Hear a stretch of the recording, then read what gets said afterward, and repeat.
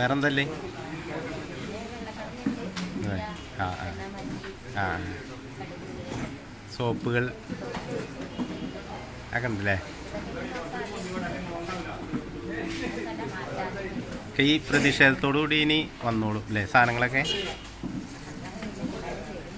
വരും എന്ന് നമുക്ക് പ്രതീക്ഷിക്കാം. ഓക്കെ.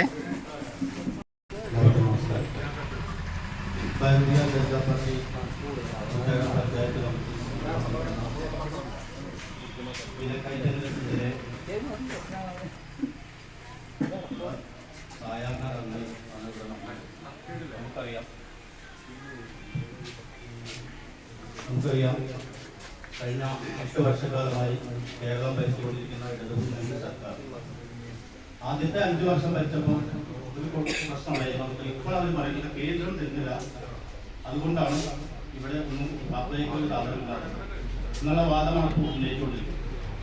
ഇതുമായി ചെന്നപ്പോൾ അതിന് കൃത്യമായ മറുപടി കേന്ദ്ര ധനമന്ത്രി അവർക്ക് നൽകിയിട്ടുണ്ട്.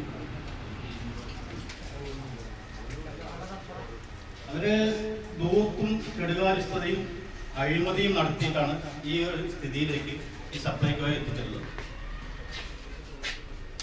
ആദ്യ പിണറായി സർക്കാരിലെ ധനമന്ത്രിയായിരുന്ന ശ്രീ തോമസ് ഐസക് കിഫ്ബിയിൽ നിന്നും ഒക്കെ കടമെടുത്തുകൊണ്ട് അന്ന് തന്നെ പ്രതിപക്ഷവും ഭാരതീയ ജനതാ പാർട്ടിയും അവർക്ക് മുന്നറിയിപ്പ് കൊടുത്തിരുന്നു.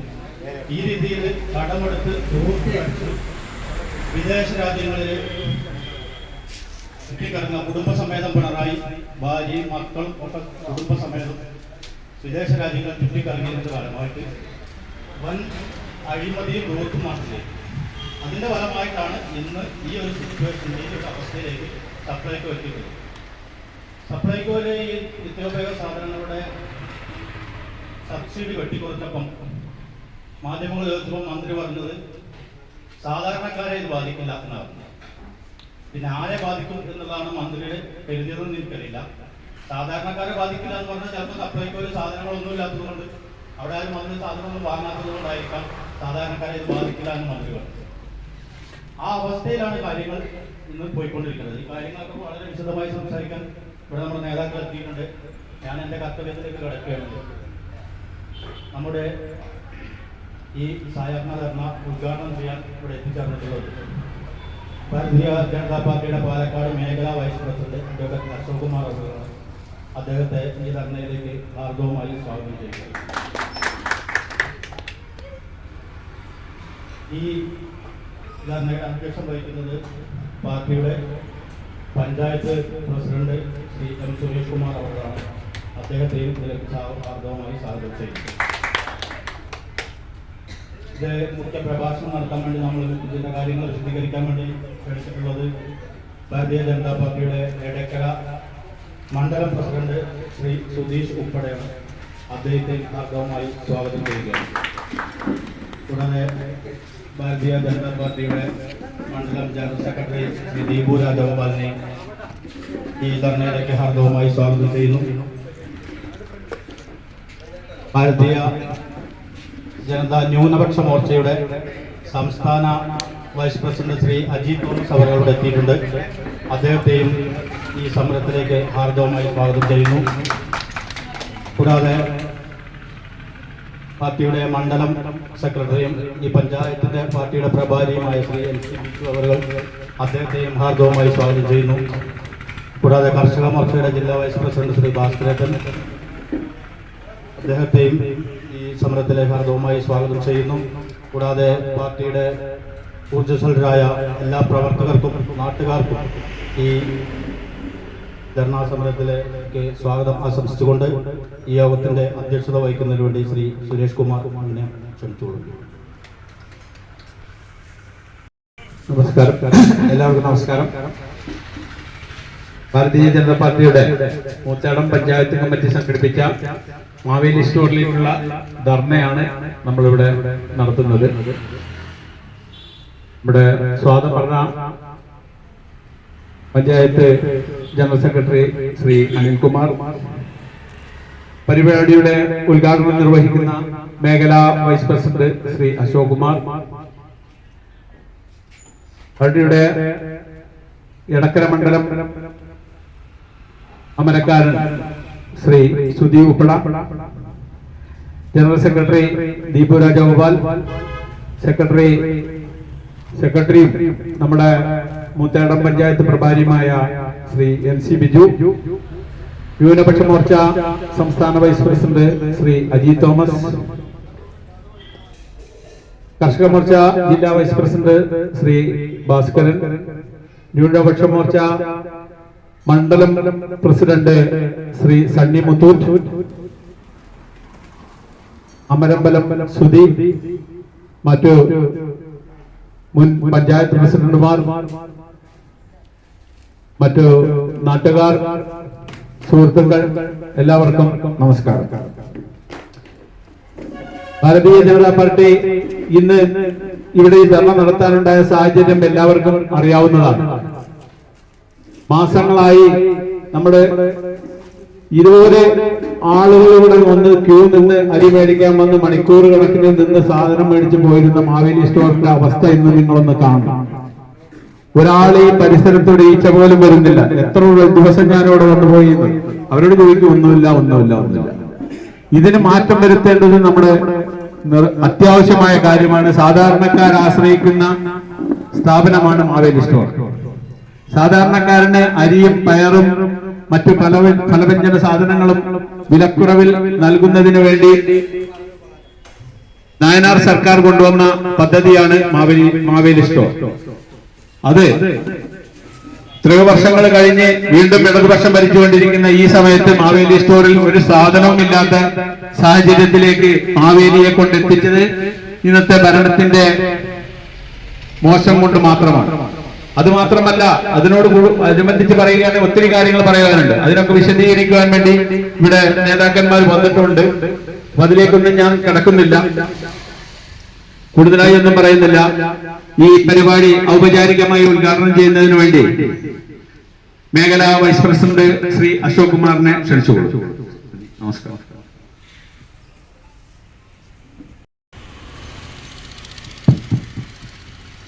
ബഹുമാന്യനായിട്ടുള്ള ഈ ധർണാ സമരത്തിന്റെ അധ്യക്ഷനും പാർട്ടിയുടെ പഞ്ചായത്ത് പ്രസിഡന്റുമായിട്ടുള്ള സുരേഷ് കുമാർ, പാർട്ടിയുടെ ന്യൂനപക്ഷ മോർച്ച സംസ്ഥാന വൈസ് പ്രസിഡന്റ് ശ്രീ അജി തോമസ്, പാർട്ടിയുടെ മണ്ഡലം പ്രസിഡന്റ് ശ്രീ ഉപ്പള, ശ്രീ ദീപു രാജഗോപാൽ,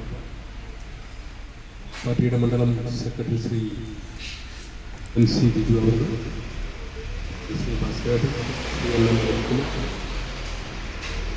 ശ്രീ അമരമ്പലം, ശ്രീ സണ്ണി മുത്തൂറ്റ്, മറ്റ് പ്രിയങ്കരായിട്ടുള്ള സഹപ്രവർത്തകർ, ഈ പ്രദേശത്തെ നല്ലവരായ ജനാധിപത്യ വിശ്വാസികൾ, കേരളത്തിൽ നിലവിലുള്ള ഭരണം, ആ ഭരണം കേരളത്തിലെ ചരിത്രത്തിൽ ഇന്നോളം കണ്ടിട്ടില്ലാത്ത രീതിയിൽ മലയാളികളെ മുഴുവൻ പ്രയാസപ്പെടുത്തുന്ന, അവരുടെ ജീവിതത്തെ മുഴുവൻ ആശങ്കയിലാഴ്ത്തുന്ന ഒരു ഭരണമാണ്.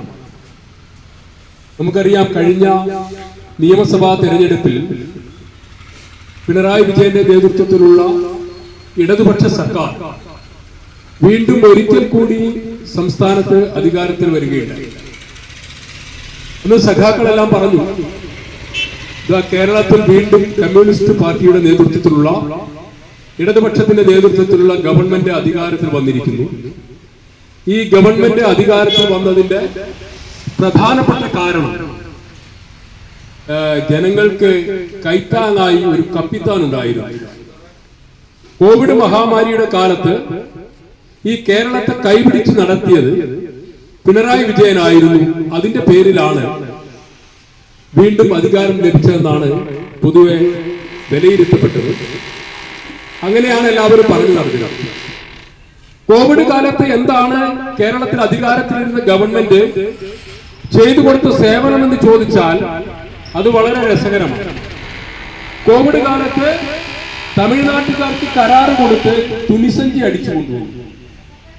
ആ തുണിസഞ്ചിയിൽ LDF സർക്കാരിന്റെയും പിണറായി വിജയന്റെയും പേരും ചിത്രവും ഒക്കെ പതിപ്പിച്ച് കേന്ദ്രം കൊടുത്ത അരി മുതലായ സാധനങ്ങളും അതിനോടൊപ്പം അഡീഷണലായി ചില പയറുവർഗ്ഗങ്ങൾ, നമ്മുടെ തൊട്ടടുത്ത സംസ്ഥാനത്ത് തമിഴ്നാട്ടിലും കർണാടകയിലും ഒക്കെ ഉൽപ്പാദിപ്പിക്കുന്ന പരിപ്പ്, ചെറുപയറ്, കടല തുടങ്ങിയ 3-4 തരത്തിലുള്ള നിത്യോപയോഗ സാധനങ്ങൾ കിറ്റിലിട്ട് വീട്ടിൽ സഖാക്കളെല്ലാവരും കൊണ്ടുകൊടുത്തു. അങ്ങനെ കിറ്റ് കൊടുത്തതിന്റെ പേരിലാണ് വീണ്ടും അധികാരത്തിൽ വന്നതെന്നാണ് ഇവര് തന്നെ പറയുന്നത്. കഴിഞ്ഞ ദിവസം പുറത്തു വന്ന വാർത്തകള് കിറ്റിലിട്ട കേന്ദ്രം കൊടുത്തതിന്റെ അപ്പുറത്തേക്കുള്ള സാധനങ്ങളുടെ വിലയായ 40 കോടി രൂപ ഇന്നും കൊടുത്തിട്ടില്ല കരാറുകാർക്ക്. കിറ്റ് കൊടുത്തതിന്റെ 40 കോടി രൂപ ഇന്നും കൊടുക്കാനുണ്ട് സപ്ലൈകോയിലേക്ക്, അതിലേക്ക് സാധനം വിതരണം ചെയ്ത കരാറുകാർക്ക്. കിറ്റ് കൊടുത്തതിന്റെ 40 കോടി, അത് കൂടാതെ 4250 കോടി രൂപ ഗവൺമെന്റ് സപ്ലൈകോയ്ക്ക് വേണ്ടി കൊടുക്കാനുണ്ട്. ധനമന്ത്രാലയം, ഭക്ഷ്യ മന്ത്രാലയത്തിന് കൊടുക്കാനുണ്ട്. ഭക്ഷ്യമന്ത്രി CPIയുടെ അനിലാണ്, GR അനിലാണ്. അനിലെന്ന് പോയിട്ട് ബാലഗോപാലന്റെ വാതിലിൽ മുട്ടും. ഇങ്ങനെ 4250 കോടി രൂപ ഞങ്ങൾക്ക് സപ്ലൈകോയ്ക്ക് കിട്ടാനുണ്ട്. ഈച്ച പോലും കയറുന്നില്ല അതിലേക്ക്. ഒരാൾ തിരിഞ്ഞു നോക്കും. ബാലഗോപാൽ പറയും, അവിടെ ഈച്ച കയറുന്നില്ലെങ്കിൽ ഞങ്ങളുടെ ഖജനാവിൽ പൂച്ച പറ്റി കിടക്കുകയാണ്. ഇവിടെ ഒന്നുമില്ല, സപ്ലൈകോയിലും ഒന്നുമില്ല, ബാലഗോപാലിന്റെ കേരള സർക്കാരിന്റെ ഖജനാവിലും ഒന്നുമില്ല. സപ്ലൈകോയുടെ നമ്മൾ വരുമ്പോ, സാധാരണക്കാർ വരുമ്പോ അവർക്ക് ആവശ്യമായിട്ടുള്ള സാധനങ്ങളൊന്നും തന്നെ ഇല്ല. ഇനി ഏതെങ്കിലും ഓഫറിൽ എന്തെങ്കിലും കൊണ്ടുവച്ചിട്ടുണ്ടെങ്കിൽ അത് ഏതെങ്കിലും കരാറുകാർ അല്ലെങ്കിൽ ചെലവഴിച്ചു പോകാത്ത കെട്ടിക്കിടക്കുന്ന ഏതെങ്കിലും സാധനങ്ങൾ കൊണ്ടുവന്ന് ആരെങ്കിലും സ്റ്റോക്ക് ചെയ്തിട്ടുണ്ടെങ്കിൽ അത് മാത്രമാണ് പല സപ്ലൈകോയിലും കാണുന്നത്. നേരെ മറിച്ച് ജനങ്ങൾക്ക് നിത്യോപയോഗ സാധനങ്ങൾ, ജനങ്ങളുടെ ആവശ്യത്തിന് ഉപകരിക്കുന്ന ഒരു സാധനങ്ങളും ലഭ്യമല്ലാത്ത ഒരു സാഹചര്യം. 4250 കോടി രൂപ കൊടുക്കാനുള്ളപ്പോ അവ കഴിഞ്ഞ ബജറ്റിൽ 250 കോടി രൂപയാണ് അനുവദിച്ചത്.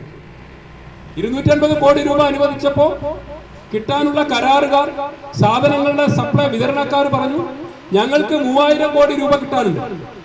3000 കോടി രൂപ ഈ സാധനങ്ങളുടെ വിതരണം ചെയ്ത ഞങ്ങൾക്ക് കിട്ടാനുണ്ട്. സർക്കാരിന്റെ കയ്യിൽ പണമില്ല, കൊടുക്കാനൊരു മാർഗവുമില്ല. പിന്നെന്താ ചെയ്യാൻ പറ്റുക? ചില നമ്മുടെ നാട്ടുപുറത്തൊക്കെ നമ്മൾ സാധനം പോയി കടയിൽ പോയി സാധനം കടം മേടിക്കുമ്പോൾ ഒരു രീതിയുണ്ട്. 2 തരത്തിലുള്ള കച്ചവടം നടത്തും ചില കച്ചവടക്കാർ. അതെ, അവർക്കറിയാം, നല്ല പാർട്ടി അറിയാം കച്ചവട കടയിലുള്ള.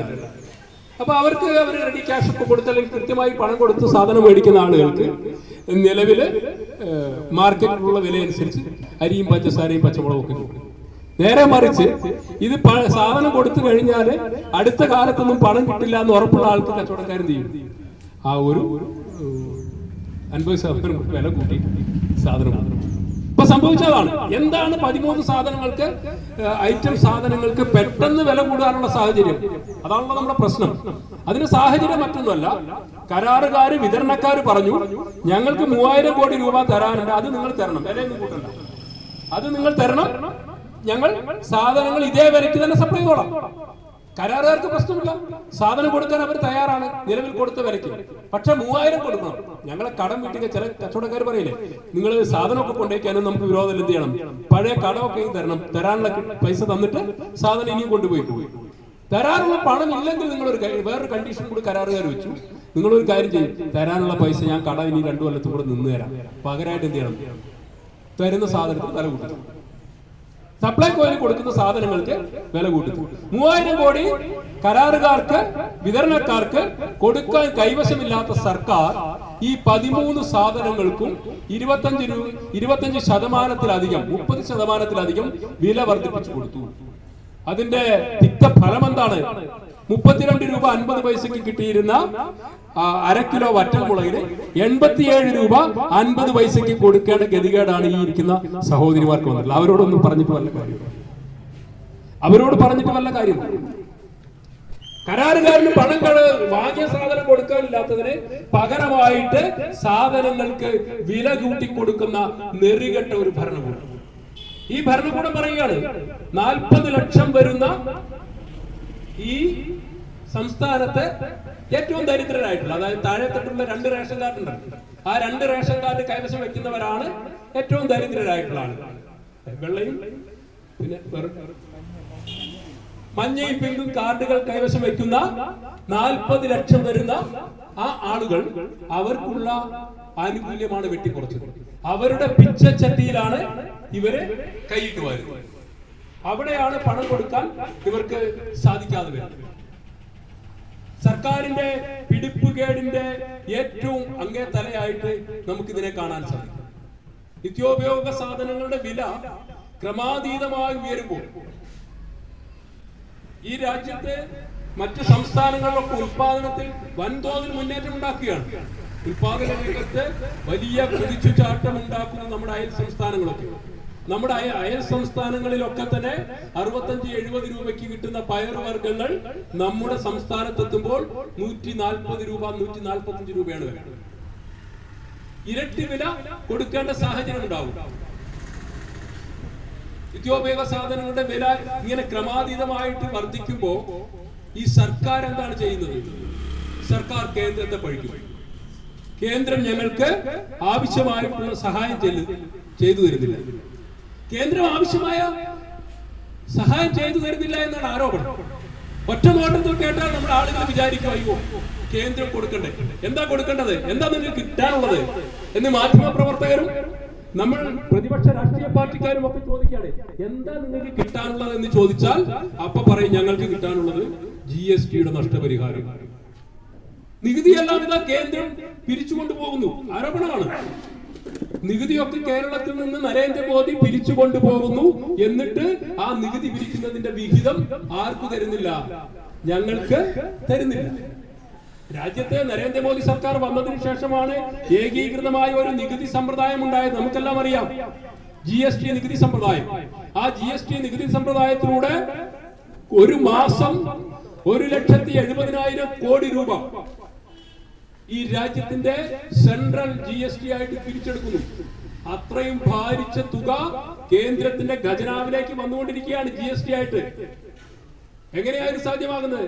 അതുകൊണ്ടാണ് നമ്മുടെ ഹൈവേകള്, റെയിൽവേകളൊക്കെ ഇങ്ങനെ നിരവധിയായിട്ടുള്ള പദ്ധതികൾ രാജ്യത്ത് നിരന്തരമായി ഉണ്ടായിക്കൊണ്ടിരിക്കുന്നത്.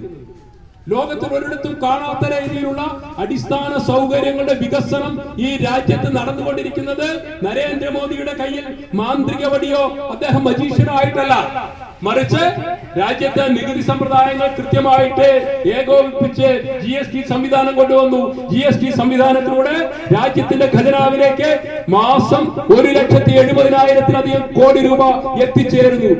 അതുപോലെ അഴിമതിക്കാർക്ക് കവർന്നു കൊണ്ടുപോകാൻ വിട്ടുകൊടുക്കാതെ അത് മുഴുവൻ രാജ്യത്തിന്റെ അടിസ്ഥാന സൗകര്യ വികസനത്തിനും ജനക്ഷേമത്തിനും വേണ്ടി ഉപയോഗിക്കുന്ന ഒരു സർക്കാരാണ് കേന്ദ്രത്തിലെ സർക്കാർ. എന്നിട്ട് ആ കേന്ദ്രത്തിലെ സർക്കാരിനോട് കുറ്റം പറയുക, ഞങ്ങൾക്ക് GST നഷ്ടപരിഹാരം കിട്ടണം, GST കിട്ടണം. അപ്പൊ നികുതിയെല്ലാം കേന്ദ്രമാണ് പിരിച്ചു കൊണ്ടുവന്നാണോ? അല്ല സുഹൃത്തുക്കളെ, ഇന്നും ഈ സംസ്ഥാനത്തിന്റെ 50%-ലധികം നികുതി പിരിച്ചെടുക്കുന്നത് ഈ സംസ്ഥാന ഗവൺമെന്റ് തന്നെയാണ്. ഞാൻ പറഞ്ഞു തരാം. ഏറ്റവും കൂടുതൽ നികുതി കിട്ടുന്നത് എവിടെയാണ്? എവിടെ നിന്നാ സർക്കാരിന്? പെട്രോളിയം പ്രകൃതിവാതക ഉൽപ്പന്നങ്ങളിൽ നിന്ന്. അത് GST ഉണ്ടോ? പെട്രോൾ പമ്പിൽ GST ഉണ്ടോ? പെട്രോളിനും ഡീസലിനും GST ഏർപ്പെടുത്തിയിട്ടില്ല. ആ നികുതി മുഴുവൻ കേന്ദ്രത്തിൽ കിട്ടുന്നതിനേക്കാൾ കൂടുതൽ സംസ്ഥാന ഗവൺമെന്റിന് കിട്ടുന്നു. എന്ന് മാത്രമല്ല, മറിയച്ചേടത്തിക്ക് പെൻഷൻ കൊടുക്കാനാണെന്ന് പറഞ്ഞ് ഈ ബജറ്റിലല്ല, കഴിഞ്ഞ ബജറ്റിൽ 2 രൂപ അധികം സെസ് ഏർപ്പെടുത്തി ഈ പെട്രോളിനും പ്രകൃതിവാതകത്തിനും. അതുകൊണ്ടാണ് ഹൈക്കോടതിയിലെ ബഹുമാന്യനായ ജസ്റ്റിസ് ദേവൻ രാമചന്ദ്രൻ ചോദിച്ചത്, അല്ല ധനമന്ത്രി കഴിഞ്ഞ ബജറ്റ് പ്രസംഗം ഞാൻ കേട്ടിരുന്നു, ബജറ്റ് പ്രസംഗത്തിൽ പറഞ്ഞത് ഇതാ പെട്രോളിനും പ്രകൃതിവാതകങ്ങൾക്കും സെസ് ഏർപ്പെടുത്തുന്നു, അത് ക്ഷേമ പെൻഷനുകൾ കൊടുക്കാനാണ്. പക്ഷേ സെസ് കൃത്യമായിട്ട് പിരിക്കുന്നുണ്ട്. 6 മാസമായിട്ട് മറിയച്ചേടത്തി അടക്കമുള്ള ആളുകൾക്ക്, സാധാരണക്കാർക്ക്, വയോവൃദ്ധർക്ക്, ദരിദ്രർക്ക് പെൻഷൻ കിട്ടുന്നില്ല. പെട്രോളിന്റെയും പ്രകൃതിവാതകത്തിന്റെയും, പെട്രോളിനും ഡീസലിനും GST ഇല്ല, അതിന്റെ നികുതി സംസ്ഥാന സർക്കാരിന് കിട്ടുന്നു. മദ്യത്തിന് GST ഇല്ല. ഏറ്റവും കേരള സംസ്ഥാന സർക്കാരിന്റെ ഏറ്റവും പ്രധാനപ്പെട്ട വരുമാന മാർഗം എന്തെന്ന് ചോദിച്ചാൽ യാതൊരു സംശയവുമില്ല മദ്യപരുടേതാണ്. ഈ ബജറ്റിലും കൂട്ടിയിരിക്കുന്നു മദ്യത്തിനുള്ള നികുതി. മദ്യത്തിന്റെയും പെട്രോളിന്റെയും ഡീസലിന്റെയും ഭൂനികുതിയും കെട്ടിട നികുതിയും അടക്കുമ്പോൾ, ഭൂമിയുടെ രജിസ്ട്രേഷൻ നികുതിയും അടക്കുമ്പോൾ കേരളത്തിൽ മൊത്തം വരുന്ന നികുതി വരുമാനത്തിന്റെ 50% ഇപ്പോഴും ആരുടെ ഖജനാവിലേക്കാണ് പോകുന്നത്? സംസ്ഥാന സർക്കാരിന്റെ ഖജനാവിലേക്കാണ്, കേന്ദ്രത്തിലേക്കല്ല. കേന്ദ്രത്തിലേക്ക് ഈ മുഴുവൻ നികുതിയും പോകണമെങ്കിൽ എങ്ങനെ വേണം? ഈ പെട്രോളും ഡീസലും മദ്യവും കൂടി ഭൂനികുതിയും കൂടി കേന്ദ്രത്തിന് വിട്ടുകൊടുക്കും. നിങ്ങൾ വിട്ടുകൊടുത്തോ? നമുക്ക്, നിങ്ങൾ കോടതിയിൽ പോയിട്ടുണ്ട്, ചർച്ച ചെയ്യാം. നമുക്ക് നിങ്ങൾക്ക് ഈ പരിപാടി പറ്റൂല, നമുക്ക് ഇത് കൊണ്ടെടുക്കാനുള്ള കൂട്ടിയാ കൂടുതൽ സറണ്ടർ ചെയ്തോളൂ, സത്യവാങ്മൂലം കൊടുത്തോളൂ. കേരളത്തിന്റെ കാര്യങ്ങളെല്ലാവരും എല്ലാം കേന്ദ്രം നോക്കി നടത്തണം. ഞങ്ങൾ റെഡി. ഈ രാജ്യത്തെ മുഴുവൻ ഇത്രയും വിഭിന്നങ്ങളായിട്ടുള്ള വ്യത്യസ്തമായിട്ടുള്ള ആളുകളും ജനങ്ങളും വിവിധ ഭാഷകളും വർണ്ണങ്ങളും വിവിധ രീതിയിലുള്ള ആളുകളും അധിവസിക്കുന്ന ഈ രാജ്യത്തെ വളരെ ഭംഗിയായിട്ട് മനോഹരമായിട്ട് ഒരു കേടുമില്ലാതെ കഴിഞ്ഞ 10 വർഷക്കാലം കൊണ്ടു നടക്കുന്ന നരേന്ദ്രമോദിക്ക് ഈ കേരളം എന്താ അധികം പറ്റാ? നിങ്ങൾ പറഞ്ഞാൽ മതി, ഇത് ഞങ്ങൾക്ക് കൂട്ടിയാൽ കൂടുതൽ ഞങ്ങൾ കൊണ്ട് നടന്നോളാം കേന്ദ്രം. പക്ഷെ വേറെ പ്രശ്നം ഉണ്ടാവും. കേന്ദ്രഭരണ പ്രദേശം എന്ന് ഞങ്ങൾ ഈ കേരളം എന്നതിന്റെ മുകളിൽ എഴുതി ചേർക്കണില്ല. ഞങ്ങളുടെ കുഴപ്പമല്ല, നിങ്ങളുടെ കുഴപ്പമാണ്. ഈ നികുതി കൂടെ അങ്ങ് വിട്ടുതന്നാണ്. ഈ പെട്രോളിന്റെയും ഡീസലിന്റെയും മദ്യത്തിന്റെയും ഭൂനികുതിയും ഭൂ രജിസ്ട്രേഷൻ നികുതിയും കെട്ടിട നികുതിയും കൂടെ കേന്ദ്രത്തിന് കൊടുത്തിട്ട് നിങ്ങൾ വേണമെങ്കിൽ ഇവിടെ ഇരുന്നോ. നിങ്ങൾക്ക് ഞങ്ങൾക്ക് ലഫ്റ്റനന്റ് ഗവർണർ എന്നുള്ള പോസ്റ്റ് തരാം. കേന്ദ്ര ഭരണ പ്രദേശത്ത് ലഫ്റ്റനന്റ് ഗവർണർ എന്നൊരു പോസ്റ്റ് ഉണ്ട്, അത് തരാം. രാജ്യത്ത് എവിടെയും അഴിമതിയില്ല. ഇന്നിപ്പോ നമ്മള് പൊതു തെരഞ്ഞെടുപ്പിലേക്ക് പോവുകയാണ്. ഈ അടുത്ത വരുന്ന ആഴ്ചകൾക്കുള്ളിൽ പൊതു തെരഞ്ഞെടുപ്പിലേക്ക് പോവുകയാണ് രാജ്യം. ലോകം മുഴുവൻ ചർച്ച ചെയ്യുകയാണ്. ലോകത്തിലെ ഏറ്റവും വലിയ ജനാധിപത്യ രാജ്യം, ലോകത്തിലെ ഏറ്റവും കൂടുതൽ ജനങ്ങൾ അധിവസിക്കുന്ന രാജ്യം. ആ രാജ്യത്ത് ലോകത്തിലെ ഏറ്റവും വലിയ ജനാധിപത്യ പ്രക്രിയ, ഇന്ത്യയിലേതുപോലെ ഒരു ജനാധിപത്യ വോട്ടിംഗ് പരിപാടി ലോകത്തിലെവിടെയില്ല. ഇന്ത്യയുടെ കഴിഞ്ഞ ജനങ്ങൾ കൂടുതലുള്ള ചൈന, അവിടെ ഒറ്റ പാർട്ടിയുള്ളൂ, CPM കമ്മ്യൂണിസ്റ്റ് പാർട്ടി മാത്രം. അവിടെ തെരഞ്ഞെടുപ്പൊന്നും. പിന്നെ അമേരിക്കയാണ്, അവിടെ ആകെ 40 കോടിയുള്ളൂ, നമ്മൾ 140. അപ്പൊ ലോകത്തിലെ ഏറ്റവും വലിയ തെരഞ്ഞെടുപ്പ് പ്രക്രിയ നടക്കാൻ പോവുക. അവിടുത്തെ ഏറ്റവും വലിയ ചർച്ച എന്താണ്? വീണ്ടും മോദി, എഗെയിൻ മോദി. മോദിയുടെ ഗ്യാരണ്ടിയാ. എന്താണ് മോദിയുടെ ഗ്യാരണ്ടി? പരത്തി പറഞ്ഞാൽ ഒരുപാട് പറയാം, പക്ഷെ പരത്തി പറയേണ്ട കാര്യമൊന്നുമില്ല. പച്ച മലയാളത്തിൽ മനുഷ്യന് മനസ്സിലാക്കാൻ പറ്റുന്ന കുറച്ചെങ്കിലും ചിന്താശക്തിയുള്ള, ചിന്താശൂന്യരല്ലാത്ത ആളുകളുണ്ടെങ്കിൽ അവർക്ക് മനസ്സിലാവും കഴിഞ്ഞ 10 വർഷക്കാലം ഈ രാജ്യത്ത് നടന്നിട്ടുള്ള വികസനവും അഴിമതിക്ക് ഇട കൊടുക്കാതെ മുന്നേറ്റം. അതിനാണ് മാർക്ക്. അതേസമയം അവരെ ചോദിക്കും രാജ്യത്ത് അഴിമതി നടക്കുന്നില്ല. രാജ്യത്ത് അഴിമതി നടക്കുന്നുണ്ട് എവിടെയെങ്കിലും ഉണ്ടെങ്കിൽ അത് കേരളത്തിലാണ്. കേന്ദ്രത്തിൽ അഴിമതിയില്ല, ഡൽഹിയിൽ അഴിമതിയില്ല, പക്ഷേ കേരളത്തിൽ തിരുവനന്തപുരത്ത് കണ്ണൂരിലൊക്കെ അഴിമതിയുണ്ട്. കോൺഗ്രസിന്റെ കുടുംബവാഴ്ചയെ കുറിച്ച് നമ്മൾ നിരന്തരം ജനങ്ങളോട് പ്രബോധനം നടത്തിയിരുന്നു. നിരന്തരം രാജ്യമൊട്ടാകെ ബിജെപിയും ബിജെപിയുടെ നേതാക്കളും യാത്ര ചെയ്തുകൊണ്ട് പറഞ്ഞു ഈ രാജ്യത്തെ രക്ഷിച്ചെടുക്കണം. കോൺഗ്രസിന്റെ സിൽബന്ധികളും അവരുടെ ആളുകളും ചേർന്ന് നടത്തുന്ന കുടുംബവാഴ്ചയും അഴിമതിയും സ്വജനപക്ഷപാതവും കൊണ്ട് ഈ നാട് വീണ്ടും പിന്നോട്ട് പോകുന്നു. ഈ രാജ്യത്തെ നമുക്ക് കൈ പിടിച്ചുയർത്തണമെന്ന് രാജ്യമെമ്പാടും നടന്ന് ഭാരതീയ ജനതാ പാർട്ടിയുടെ ആളുകൾ, നേതാക്കൾ ഉദ്ബോധിച്ചതിന്റെ ഫലമായിട്ട് 2014 കോൺഗ്രസ് എന്ന രാഷ്ട്രീയ പാർട്ടിയെ പ്രതിപക്ഷ പാർട്ടി എന്ന സ്ഥാനം പോലും നൽകാതെ ചരിത്രത്തിന്റെ ചവറ്റുകൊട്ടയിലേക്ക് ഇന്ത്യൻ ജനത വലിച്ചെറിഞ്ഞു, കുടുംബാധിപത്യത്തെ ഇല്ലാതാക്കി. കേരളത്തിലെ ഒരു കഴിഞ്ഞ 6 മാസക്കാലമായിട്ട് കേരളത്തിൽ മാധ്യമ പ്രവർത്തകരും പ്രതിപക്ഷ പാർട്ടികളും എല്ലാവരും ഒരു ചെറിയ ചോദ്യത്തിന് ഉത്തരം തരികയാണ്. ചെറിയൊരു ചോദ്യം, ഒറ്റ വാക്കിൽ ഒതുക്കാവുന്ന ഒരു ചോദ്യത്തിന് ഉത്തരമാണ് കേരളം ചർച്ച ചെയ്യുന്നത്. അത് മറ്റൊന്നുമല്ല, കരിമണൽ കർത്തയുടെ കയ്യിൽ നിന്ന് മുഖ്യമന്ത്രിയുടെ മകൾ വീണ വിജയൻ പണം വാങ്ങി അക്കൗണ്ടിൽ വന്നു, അത് കൃത്യമാണ്. എന്ത് സേവനത്തിനാണ്? ഒറ്റ വാക്കിൽ ഉത്തരം പറഞ്ഞാൽ മതി. എന്ത് സേവനം കൊടുത്തിട്ടാണ് കരിമണൽ കർത്തയുടെ അക്കൗണ്ടിൽ നിന്ന് മുഖ്യമന്ത്രിയുടെ മകൾ വീണ വിജയൻ തന്റെ അക്കൗണ്ടിലേക്ക് പണം വാങ്ങിയത്? ഈ ചെറിയ ഒരു ചോദ്യത്തിന് ഉത്തരം നൽകാൻ ഒരു സഖാക്കളും തയ്യാറായി. യെച്ചൂരിയോട് ഡൽഹിയിൽ മാധ്യമ പ്രവർത്തകർ ചോദിച്ചാൽ അതിന് മറുപടി വിജയം പറയുന്നു. ജി സുധാകരനോട് ചോദിച്ചാൽ, പഴയ മന്ത്രിയോട് ചോദിച്ചാൽ പറയും അതെ ഇത് പഴയ കമ്മ്യൂണിസ്റ്റ് പാർട്ടിയല്ല. ഈ സാമ്പത്തിക പ്രതിസന്ധിയൊക്കെ നടക്കുമ്പോൾ സുഹൃത്തുക്കളെ നിങ്ങൾ നാം മനസ്സിലാക്കേണ്ടത് 2004 രാജ്യത്ത് നമ്മളൊക്കെ സുനാമിയുടെ കെടുതികൾ അനുഭവിച്ചു. അന്ന് കേരളത്തിൽ ഏറ്റവും സമ്പന്നമായിട്ടുള്ളത് കരിമണലാണ്. ഏറ്റവും സമ്പന്നമായ ഒരു ധാതു വിഭവം മാത്രമേ കേരളത്തിലുള്ളൂ.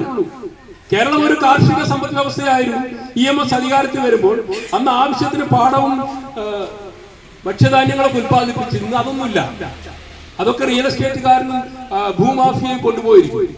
ആകെ ഉള്ളത് ധാതു മണലാണ്. 2004 സുനാമി വന്നപ്പോൾ രാജ്യത്ത് വലിയ ചർച്ച നടന്നു.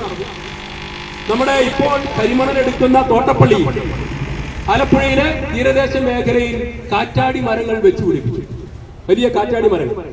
അത് പെട്ടെന്ന് വളരും. അത് വളർന്നു കഴിഞ്ഞാൽ കൂറ്റൻ തിരമാലകൾ വന്നാൽ അതിനെ തടഞ്ഞു നിർത്തും. എന്നിട്ട് ആ മേഖലയിലുള്ള ധാതു ഖനനം പൂർണ്ണമായിട്ട് നിർത്തിവെച്ചു. ഇനി അവിടുന്ന് മണൽ എടുക്കാൻ പാടില്ല. മണൽ എടുത്തു കഴിഞ്ഞാൽ വലിയ ദുരന്തത്തിന് കാരണമാവും സുനാമിയുടെ പശ്ചാത്തലം. അങ്ങനെ സുനാമിയുടെ പശ്ചാത്തലത്തിൽ കരിമണൽ ഖനനം നിർത്തിവെച്ചു. ആ തീരദേശ മേഖലയിലൊക്കെ കാറ്റാടി മരങ്ങൾ വെച്ച് പിടിപ്പിച്ചു. അത് നമ്മളൊക്കെ പോയി കണ്ടിട്ടുള്ളതാണ് ആ മരങ്ങൾ. 2018 പ്രളയം വന്നു. പ്രളയം വന്നപ്പോ സുനാമി വന്നത് കടലിൽ നിന്ന് ഇങ്ങോട്ടാണ് വെള്ളം വന്നത്. പ്രളയം വന്നത് പശ്ചിമഘട്ടത്തിൽ സഹീനിൽ പെയ്ത വെള്ളമെല്ലാം കൂടെ കടലിലേക്കാണ് പോകുന്നത്. സുനാമി വന്നപ്പോ ആലപ്പുഴയിലെ കളക്ടർ അടിയന്തരമായി റിപ്പോർട്ട് തയ്യാറാക്കിയിരിക്കുന്നു. എന്താ റിപ്പോർട്ടിൽ പറഞ്ഞത്? ഇവിടുന്ന് മണലെടുക്കാത്തത് കൊണ്ട്, പൊഴിമുഖം മൂടാത്തത് കൊണ്ട്, കാറ്റാടി മരങ്ങൾ വെച്ച് പിടിപ്പിച്ചത് കൊണ്ട് മഴ പെയ്തു വരുന്ന വെള്ളം, പുഴയിലെ വെള്ളം പമ്പയിലേതുമൊക്കെ ചെന്ന് കടലിലേക്ക് ചേരാൻ പ്രയാസമാണ്. അതുകൊണ്ട് പെട്ടെന്ന് എത്രയും പെട്ടെന്ന് എന്ത് ചെയ്യണം? മണൽ മാറ്റും. 18 ഈ മരങ്ങളൊക്കെ മുറിച്ച് ഈ കരിമണൽ ഖനനം ആരംഭിച്ചു. ഈ കരിമണൽ ഖനനം ആരംഭിച്ചിട്ട് അവിടെ നിന്ന് 250 രൂപയ്ക്കാണ് അത്ര ഒരു ലോഡ് മണൽ കടത്തിക്കൊണ്ടുപോയത്. അതിന്റെ മാർക്കറ്റ് വില 12,000 രൂപ. 12,000 രൂപയാണ് കുറഞ്ഞത്. അതിന്റെ അന്താരാഷ്ട്ര മാർക്കറ്റിലെ അതിന്റെ പ്രോസസ്സിംഗ് അടക്കമുള്ള അതിൽ നിന്ന് കിട്ടാവുന്നത്. അതാണ് 250 കോടി രൂപയ്ക്ക് വെറും 250 രൂപയ്ക്ക് അവിടെ നിന്ന് കടത്തിക്കൊണ്ടുപോയത്. ആ കടത്തിക്കൊണ്ടുപോയത് പൊതുമേഖലാ സ്ഥാപനമല്ല. അത് ഏറ്റെടുക്കാൻ പൊതുമേഖലാ സ്ഥാപനം അവിടെ നിലവിലുണ്ട്. പക്ഷേ പൊതുമേഖലാ സ്ഥാപനത്തിന് കൊടുത്തുകൂടാ. അത് കഴിഞ്ഞ് രാജ്യത്ത് BJPയുടെ സർക്കാർ വന്നതിന് ശേഷം 2019 നിയമം കൊണ്ടുവന്നു. രാജ്യത്തെ പ്രധാനപ്പെട്ട ധാതു വിഭവങ്ങൾ, ഇത്തരത്തിലുള്ള ധാതു വിഭവങ്ങളൊന്നും തന്നെ സ്വകാര്യ കമ്പനികൾക്ക്, സ്വകാര്യ വ്യക്തികൾക്ക് കൊടുത്തുകൂടാ. അത് ഗവൺമെന്റിന്റെ നിയന്ത്രണത്തിലുള്ള ഏജൻസികളാണ് അത് പ്രോസസ് ചെയ്ത് ഉപയോഗിക്കേണ്ടത്. അങ്ങനെ 19 നിയമം കൊണ്ടുവന്നിട്ടും ഈ കഴിഞ്ഞ ഈ വിവാദം, വീണ പണം മേടിച്ച വിവാദം ഉണ്ടാകുന്ന ഡിസംബർ വരെ കർത്തയുടെ കരിമണൽ സ്വകാര്യ കമ്പനി ഈ മണൽ കടത്തിക്കൊണ്ടുപോവുകയായിരുന്നു. ഈ മണൽ ഇപ്രകാരം കടത്തിക്കൊണ്ടുപോകുന്നതിൽ നിന്ന് എല്ലാ മാസവും പിണറായി വിജയനും പിണറായി വിജയന്റെ മകളും വിവിധ രാഷ്ട്രീയ നേതാക്കളും പണം കൈപ്പറ്റിയിരുന്നു, BJP ഒഴികെയുണ്ട്. അങ്ങനെ പണം കൈപ്പറ്റിയതിലൂടെ ഞാൻ പറഞ്ഞു വരുന്നത്, രാജ്യത്ത് കടമാണ്, കേരളത്തിന് കടമാണ്. കേരളത്തിൽ നിത്യനിദാനത്തിൽ ചെലവുകൾക്ക് പോലും പണമില്ല എന്ന് പറയുമ്പോൾ 40,000 കോടി രൂപയുടെ കരിമണൽ ഖനനത്തിലൂടെ സംസ്ഥാനത്തിന് നഷ്ടപ്പെട്ടത്. 40,000 കോടി രൂപ കരിമണൽ ഖനനം കൃത്യമായിട്ട് നടത്തി, കൃത്യമായിട്ട് വിൽപ്പന നടത്തിയിരുന്നെങ്കിൽ, ആ മണലെടുത്ത് ഉപയോഗിച്ചിരുന്നെങ്കിൽ കേരളത്തിന്റെ ഖജനാവിലേക്ക് വരുമായിരുന്നു. അഴിമതി എത്രമാത്രം നടക്കുന്നത്? അതിൽ നിന്നാണ് ഒരു മാസം 1,70,00,000 രൂപ ഒരു മാസം കിട്ടിയ കണക്കാണ് പറയുന്നത് വീണ വിജയൻ. അങ്ങനെ എത്ര കാലം കിട്ടിയിട്ടുണ്ട്? എത്ര കാലമാണ് ഈ തരത്തിൽ പണം വീണ വിജയൻ കൈമാറിയിരുന്നത്? എന്നാലോചിച്ചു. അഴിമതിയുടെ കൂടാരമായിട്ട് പിണറായി വിജയനും കുടുംബവും മാറിയിരിക്കുന്നു. എന്നിട്ട് ഇവിടെ എന്തെങ്കിലും നടക്കുന്നുണ്ടോ? കേരളത്തിൽ എന്തെങ്കിലും നടക്കുന്നുണ്ടെങ്കിൽ അത് കേന്ദ്ര സർക്കാരിന്റെ പദ്ധതികൾ മാത്രമാണ്. നാണമില്ലാതെ പിണറായി വിജയന്റെ മരുമകൻ, പൊതുമരാമത്ത് വകുപ്പ് മന്ത്രി, അയാളുടെ സോഷ്യൽ മീഡിയ പോസ്റ്ററുകൾ ഉണ്ടാവും, എല്ലാ ദിവസവും പോസ്റ്റ് ഉണ്ടാവും, വീഡിയോ ഉണ്ടാവും. ഇത് ഇടുന്നത് മുഴുവൻ കേന്ദ്ര സർക്കാരിന്റെ പണം ഉപയോഗിച്ച് ഉണ്ടാക്കിക്കൊണ്ടിരിക്കുന്ന നാഷണൽ ഹൈവേയുടെയും പ്രധാനമന്ത്രി ഗ്രാം സഡക് യോജനയുടെയും മലയോര ഹൈവേയുടെയും ചിത്രങ്ങൾ. ഇതിനൊന്നും ഇതിന് പണം മുടക്കുന്നതിന് സോഷ്യൽ മീഡിയ ആളെ വെച്ച് സോഷ്യൽ മീഡിയയിൽ റീൽ ഇടുന്ന അത് കൈകാര്യം ചെയ്യുന്നതിന് അവർക്ക് കൊടുക്കുന്ന പണമല്ലാതെ ഒരു രൂപ പോലും മുഖ്യമന്ത്രിക്കും മരുമകനും ചിലവില്ല. കേന്ദ്ര സർക്കാരിന്റെ മുഴുവൻ പദ്ധതികളും അവരുടേതായ പദ്ധതികളായി മാറ്റുന്നു. കഴിഞ്ഞ ദിവസം അൻവർ വഴിക്കടവിൽ പിണറായി വിജയൻ ഒരു യാത്ര നടത്തി. ആ യാത്രയുടെ ഭാഗമായിട്ട് എടക്കരയിൽ വന്നപ്പോൾ അതിനാളെ കൂട്ടാൻ വേണ്ടി ഇതേപോലെ ഒരു സദസ്സിൽ പ്രസംഗിക്കുകയാണ്. അൻവർ പ്രസംഗിക്കുന്നത് ഇതാ നല്ല വെള്ളം വരാൻ പോകും. അപ്പൊ ആരോ ചോദിച്ചു നല്ല വെള്ളമാണെന്ന് ചോദിച്ചു. നല്ല വെള്ളം. അപ്പൊ മുമ്പ് കിട്ടിയിരുന്ന പൈപ്പ് വെള്ളമൊക്കെ പുഴയിൽ നിന്ന് വലിയൊരു പുഴയുടെ കരയിൽ ഒരു ടാങ്ക് ഉണ്ടാക്കും. നമ്മൾ കണ്ടിട്ടുണ്ടാവും ജലസേചന വകുപ്പിൽ അല്ലേ, നമ്മുടെ ഈ പദ്ധതി ഇപ്പോൾ നിലവിലുള്ള വാട്ടർ അതോറിറ്റി. അതിലൊരു ടാങ്ക് ജലനിധിയുടെ ഒരു ടാങ്കിലേക്ക് വെള്ളം അടിച്ചു കയറ്റും. അതിനകത്ത് കുറച്ച് ക്ലോറിൻ പൗഡർ കൊണ്ടുവന്നിടും. അത് വീടുകളിലേക്ക് അടിച്ചു. അതുകൊണ്ടാണ് നമ്മുടെ വീട്ടമ്മമാരൊക്കെ പറയുന്നത് ഇത് കുടിക്കരുത് അല്ലെ. പൈപ്പ് വെള്ളം കുടിക്കരുതെന്നല്ല നമുക്കൊക്കെ കിട്ടിയിട്ടുള്ള നിർദ്ദേശം വീട്ടുകാരിൽ നിന്ന്, മുതിർന്ന ആളുകളിൽ നിന്ന്. ഇത് കുടിക്കാൻ പറ്റില്ല, ഇത് കുടിക്കരുത് എന്ന് പറയും. അപ്പൊ അൻവർ പ്രസംഗിക്കുകയാണ് അത് ജലനിധിയുടെ വെള്ളമൊന്നും നല്ല വെള്ളമല്ല, അത് കുടിക്കാൻ പറ്റില്ല. സംസ്ഥാന സർക്കാർ കൊടുക്കുന്ന നടപ്പിലാക്കിയ പദ്ധതിയുടെ കുടിവെള്ളത്തെ കുറിച്ച് സംസ്ഥാനത്തെ ഭരണകക്ഷിയായ MLA അൻവർ പറയുകയാണ് ഈ വെള്ളം കുടിക്കാൻ പറ്റില്ല, ഇത് ജലനിധിയാണ്, ഇത് കൊള്ളില്ല. ശരിയാണത്. ഇതിനെ കുറിച്ച് അന്വേഷിച്ചപ്പോൾ അതാണ് പറഞ്ഞത്. ഈ വെള്ളം നേരെ പുഴയിൽ നിന്ന് അടിച്ച് ടാങ്കിൽ കയറ്റി കുറച്ച് ക്ലോറിൻ പൗഡർ ജലസേചന വകുപ്പിൽ ഇട്ടില്ലെങ്കിൽ കിട്ടില്ല. ആ വെള്ളം കൊടുക്കും. അതുകൊണ്ട് നമ്മൾ ആരും കുടിക്കാറില്ല. ഇനി ഇതാ നിങ്ങൾക്ക് ശുദ്ധമായിട്ടുള്ള ജലം ലഭിക്കാൻ പോകും. എവിടുന്ന ജലം ലഭിക്കുന്നത്? ഇതാ നമ്മുടെ മൂത്തേടത്തും വഴിക്കടവിലും എടക്കരയിലും ഒക്കെ വലിയ ടാങ്കുകൾ സ്ഥാപിച്ചുകൊണ്ട് ഈ വെള്ളം എത്തിക്കുന്നു. ആ വെള്ളത്തിന്റെ പേരെന്താണ്? ജൽജീവൻ മിഷൻ, സ്വജൽധാര പദ്ധതി. ജൽജീവൻ മിഷന്റെ വെള്ളത്തിന്റെ പ്രത്യേകത എന്താണ്? അതെങ്ങനെയാണ് സംഭവിച്ചത്? 2014 നരേന്ദ്രമോദിക്ക് ഓരോ ഘട്ടത്തിലും ഓരോ പ്രയോറിറ്റി ഉണ്ടല്ലോ, നമുക്കറിയാലോ. 2014 അധികാരത്തിൽ വരുമ്പോൾ അദ്ദേഹം രാജ്യത്തെ ഗുജറാത്തിൽ നിന്ന് മുഖ്യമന്ത്രിയായിട്ടാണ് വരുന്നത്. അവിടെ ഒരു 10-12 വർഷം മുഖ്യമന്ത്രി പണിയെടുത്തിട്ടാണ് അദ്ദേഹം ഡൽഹിയിലേക്ക് വരുന്നത്. ഡൽഹിയിൽ വന്ന അദ്ദേഹത്തിന് കസേരയിൽ ഇരുന്നിട്ട് ഉദ്യോഗസ്ഥരോട് റിപ്പോർട്ട് ആരാഞ്ഞു. ഇത്രയും കാലത്തുള്ള രാജ്യത്തിന്റെ പദ്ധതികളെ കുറിച്ച്, പരിപാടികളെ കുറിച്ച് ഉദ്യോഗസ്ഥർ പറഞ്ഞു ഇതൊക്കെയാണ് നമ്മുടെ പ്രശ്നം. ഈ രാജ്യത്തെ ദരിദ്ര നാരായണന്മാരായിട്ടുള്ള സാധാരണക്കാരന്റെ ഏറ്റവും വലിയ പ്രശ്നം എന്താണെന്ന് ചോദിച്ചു. അദ്ദേഹത്തിന്റെ ചോദ്യം കൃത്യമാണ്. അതുകൊണ്ട് ഉദ്യോഗസ്ഥർക്ക് കൃത്യമായി മറുപടി കൊടുക്കാതിരിക്കാൻ പറ്റിയില്ല. ഈ നാട്ടിലെ ഏറ്റവും ഈ നാട്ടിലെ 140 കോടി ജനങ്ങളെ ഒരു വരിയായിട്ട് നിർത്തിയാൽ അതിലേറ്റവും പുറകിൽ നിൽക്കുന്ന അവസാനത്തെ ആളുടെ ഏറ്റവും പ്രധാന പ്രശ്നം എന്താണെന്ന് ചോദിച്ചു. അപ്പൊ അതിന് ഉദ്യോഗസ്ഥര് IFSകാർ, IASകാർ, അതായത് 50, 30, 40 വർഷം സേവന പരിചയമുള്ള ഉന്നത ഉദ്യോഗസ്ഥരായിട്ടുള്ള IASകാർ കൊടുത്ത, ഇന്ത്യൻ അഡ്മിനിസ്ട്രേറ്റീവ് സർവീസിലുള്ള പ്രമുഖരായിട്ടുള്ള ഉദ്യോഗസ്ഥർ കൊടുത്ത മറുപടി ഇന്ത്യയിലെ ദരിദ്ര ജനകോടികളുടെ ഇന്നത്തെ ഏറ്റവും വലിയ നീറുന്ന പ്രശ്നം പ്രാഥമിക സൗകര്യങ്ങളുടെ അപര്യാപ്തതയാണ്. നമ്മുടെ സ്ത്രീകൾ സൂര്യൻ ഉദിക്കുന്നതിന് മുൻപ് പ്രാഥമിക കാര്യങ്ങൾ നിർവഹിച്ചതിന് ശേഷം സൂര്യാസ്തമയത്തിന് വേണ്ടി കാത്തിരിക്കുകയാണ് അവരുടെ പ്രാഥമിക കാര്യങ്ങൾ നിർവഹിക്കാൻ. അങ്ങനെ നിരവധിയായ രോഗങ്ങൾ അവർക്കുണ്ടാകുന്നു. അതാണ് ഇന്ത്യയിലെ ഏറ്റവും വലിയ പ്രശ്നം. എന്നാണ് നരേന്ദ്രമോദി പറഞ്ഞ ഈ രാജ്യത്ത് എല്ലാവർക്കും ഞാൻ ടോയ്ലറ്റുകൾ ഉണ്ടാക്കി കൊടുക്കും. എന്തെല്ലാം ആക്ഷേപമായിരുന്നു നമ്മളെ പറഞ്ഞത്. ടോയ്ലറ്റ് ഉണ്ടാക്കാൻ വേണ്ടിയിട്ടാണ്. പെട്രോളിന് അന്താരാഷ്ട്ര വിപണിയിൽ ലേശം വില കുറഞ്ഞ് ഇവിടെ കുറച്ചില്ലെങ്കിൽ പറയും അതെന്താണ് പെട്രോൾ ടോയ്ലറ്റ് ഉണ്ടാക്കാൻ വേണ്ടിയിട്ടാണ്. എന്തായാലും ഈ രാജ്യത്തെ മുഴുവൻ ആളുകൾക്കും പ്രാഥമിക സൗകര്യങ്ങൾ ഒരുക്കി കൊടുത്തു. പിന്നെ ചോദിച്ചെന്താ പ്രശ്നം? ഈ രാജ്യത്തെ ആളുകളുടെ സമ്പത്ത് അവസ്ഥ എന്താണ്?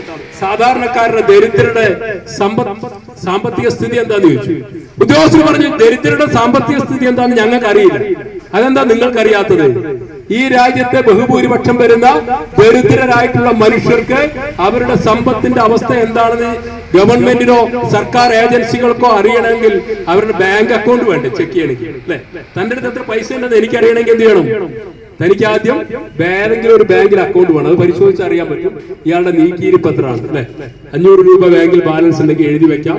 ഈ ദരിദ്രനായിട്ടുള്ള ഒരാൾക്ക് 500 രൂപയുണ്ട് അയാളുടെ അക്കൗണ്ട്. ഇത് അറിയാനുള്ള സംവിധാനം രാജ്യത്തില്ല. അതുകൊണ്ടാണ് പണ്ട് രാജീവ് ഗാന്ധി പറഞ്ഞത് ദരിദ്രർക്ക് വേണ്ടി രാജ്യത്ത് ചെലവഴിക്കുന്ന പണം അതിന്റെ 80% എന്ത് ചെയ്യുന്നു, ഇടനിലക്കാർ അടിച്ചുകൊണ്ടുപോകുന്നു. ശരിയാണ്. കൃഷി ഓഫീസർമാർ കർഷകർക്ക് വരുന്ന ആനുകൂല്യങ്ങളൊക്കെ പണ്ട് എണ്ണിക്കൊടുക്കുകയായിരുന്നു.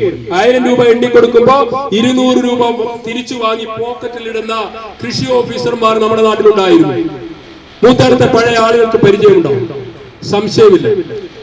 പെൻഷൻ കൊണ്ടുവരുമ്പോൾ അതിന്റെ പേരിൽ വിതരണം ചെയ്യുമ്പോൾ ഒപ്പം പാർട്ടിയുടെ റെസീറ്റ് കുറ്റി കൊണ്ടുവന്ന് 200 രൂപ 800 രൂപ പെൻഷൻ കൊടുത്തിട്ട് 200 രൂപ പാർട്ടിയുടെ റെസീറ്റ് കുറ്റി കയ്യിൽ വെച്ച് കൊടുക്കുന്ന അഴിമതിക്കാരുണ്ട്. ഞാൻ പറഞ്ഞു വന്നത്, ജനങ്ങൾക്ക് അക്കൗണ്ട് ഇല്ല, ജനങ്ങൾക്ക് വരേണ്ട പണം മറ്റുള്ളവർ അപഹരിച്ചെടുക്കുന്നു. ഇന്ന് ആ പരിപാടി നടക്കില്ല. തൊഴിലുറപ്പുകാർക്ക് നേരിട്ട് പണം കൊടുക്കുകയാണെങ്കിൽ മേറ്റുമാരും വാർഡ് മെമ്പർമാരും ഒക്കെ അതൊന്ന് പണം തീർച്ചയായിട്ടും ഞങ്ങളുടെ നാട്ടിൽ ഞങ്ങളുടെ വാർഡിലൊക്കെ ഉണ്ട്. ഇതൊക്കെ തട്ടിക്കൂട്ടി കൊണ്ട് നടക്കുക. എന്നിട്ട് ഈ പണം തൊഴിലുറപ്പുകാരുടെ പണം ഒന്ന് നേരിട്ട് ഇവിടുത്തെ ലോക്കൽ കോൺഗ്രസ്സുകാരെ കൊണ്ടൊന്ന് വിതരണം ചെയ്ത് ചോദിക്കും. ഒരു 30% പൈസ ആരുടെ കയ്യിലിരിക്കും? കോൺഗ്രസ്സുകാരുടെ കയ്യിലിരിക്കും. ബാക്കി ആരുടെ കയ്യിൽ കിട്ടുള്ളൂ? തൊഴിലുറപ്പുകാരുടെ കിട്ടുള്ളൂ. സംശയം സ്ത്രീകളുടെ കിട്ടും. രാജ്യത്തെ ജനങ്ങളെ മുഴുവൻ ബാങ്കിംഗ് സംവിധാനത്തിലേക്ക് കൊണ്ടുവരികയും അവർക്ക് കിട്ടേണ്ട ഗവൺമെന്റിന്റെ മുഴുവൻ ആനുകൂല്യങ്ങളും അവരുടെ അക്കൗണ്ടിൽ എത്തിച്ചു കൊടുക്കുകയും ചെയ്തു.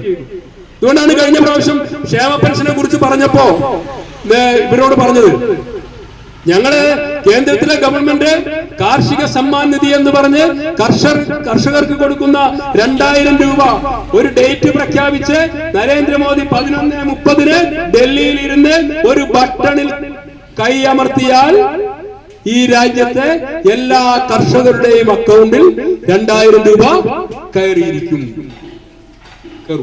സംശയമൊന്നും. എന്നാൽ നമ്മുടെ ക്ഷേമ പെൻഷനോ?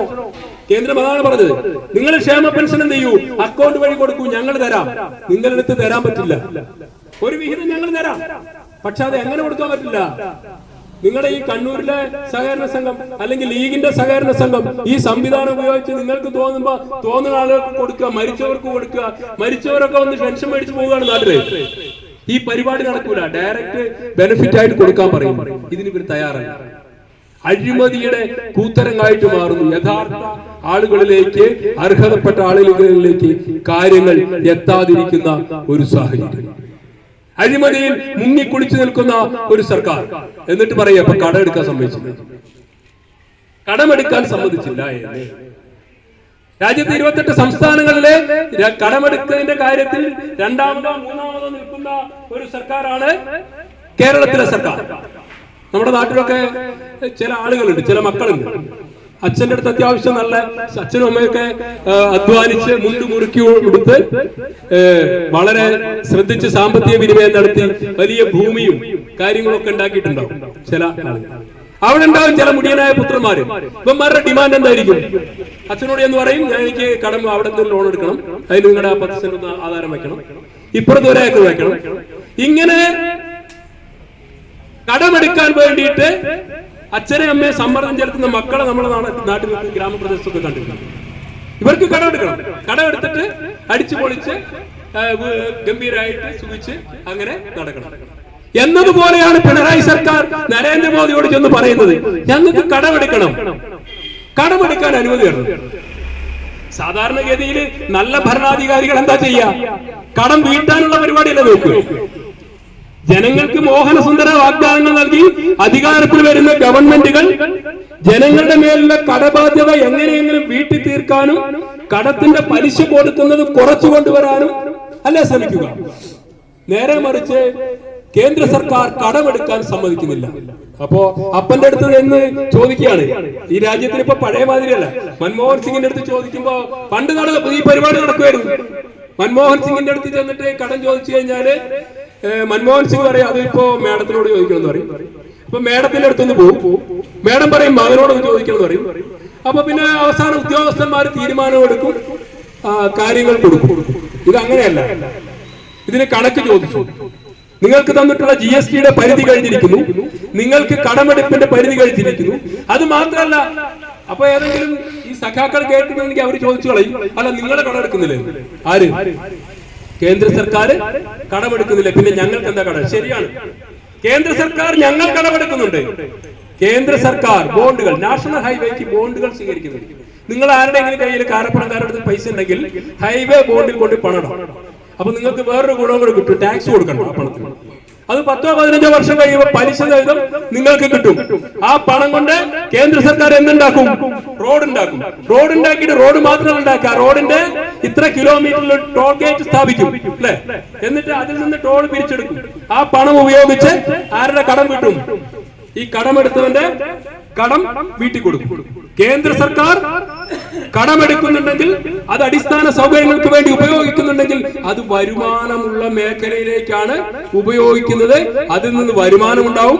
ആ വരുമാനം ഉപയോഗിച്ച് ഈ കടം വീട്ടാനുള്ള കാര്യപ്രാപ്തിയും ഈ സർക്കാരിനുണ്ട്. മനസ്സിൽ നിങ്ങൾ എന്താണ് കടം എടുക്കുന്നത്? നിങ്ങൾ കടം എടുക്കുന്നത് പണ്ട് കടമെടുത്ത പലിശയുടെ, ബാങ്കിൽ കടമെടുത്തതിന്റെ മുൻപ് കടമെടുത്തതിന്റെ പലിശ അടയ്ക്കാൻ വേണ്ടിയിട്ടാണ് നിങ്ങൾ കടമെടുക്കുന്നത്. മുൻകാലത്തെ കടമെടുക്കാൻ അനുവദിച്ച പണമൊക്കെ കടമെടുത്തിട്ട് അത് എന്ത് ചെയ്തു എന്ന് ചോദിച്ചപ്പോഴാണ് ഈ മഹാനായ മുടിയനായ പുത്രൻ പിണറായി വിജയൻ നേരിട്ട് എന്ന് പറയുന്നത്, അങ്ങനെ ഇത്ര കോടി കിട്ടി, ആ കോടിയിൽ ഞങ്ങൾ എന്ത് ചെയ്തു? പണ്ട് കടമെടുത്തതിന്റെ പലിശ കുറെ കൊടുക്കാനിരുന്ന പലിശ കൊടുത്തു. കടമെടുത്തതിന്റെ പലിശ കൊടുക്കാൻ വേണ്ടി വീണ്ടും കടമെടുക്കും. GST നഷ്ടപരിഹാരമാണെന്നാ പറഞ്ഞത്. GST നിയമം കൊണ്ടുവന്നപ്പോ സമഗ്രമായിട്ടുള്ള GST നിയമത്തെ കുറിച്ച് ചർച്ച ചെയ്തു കേന്ദ്രം. അന്ന് ഇവർ പറഞ്ഞു നഖശിഖാന്തി എതിർത്തു. ഞങ്ങൾ സമ്മതിക്കില്ല. നിങ്ങൾ എന്ത് സമ്മതിക്കില്ല? മദ്യത്തെ GST ഉൾപ്പെടുത്താൻ പറ്റില്ല. സംസ്ഥാന സർക്കാരിന്റെ പ്രധാനപ്പെട്ട വരുമാനമാണ് മദ്യം. ആയിക്കോട്ടെ, നിങ്ങൾ മദ്യം വെച്ച് ജീവിച്ചോ, മദ്യം കൊണ്ട് ജീവിക്കുന്ന ആളുകളാണ്. ഞങ്ങൾ ഗുജറാത്തിലെ മദ്യം നിരോധിച്ച ആൾക്കാരാണ്. ഞങ്ങൾക്ക് ഈ കച്ചവടം കൊണ്ടല്ല ഗുജറാത്തിലെ വികസന സംസ്ഥാനമായി മാറിയത്.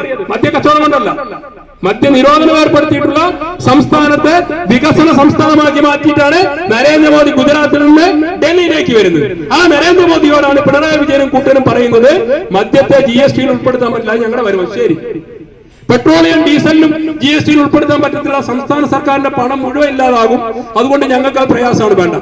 ഒഴിവാക്കി കൊടുത്തു, മദ്യവും ഒഴിവാക്കി കൊടുത്തു, പെട്രോളും ഡീസലും ഒഴിവാക്കി കൊടുത്തു.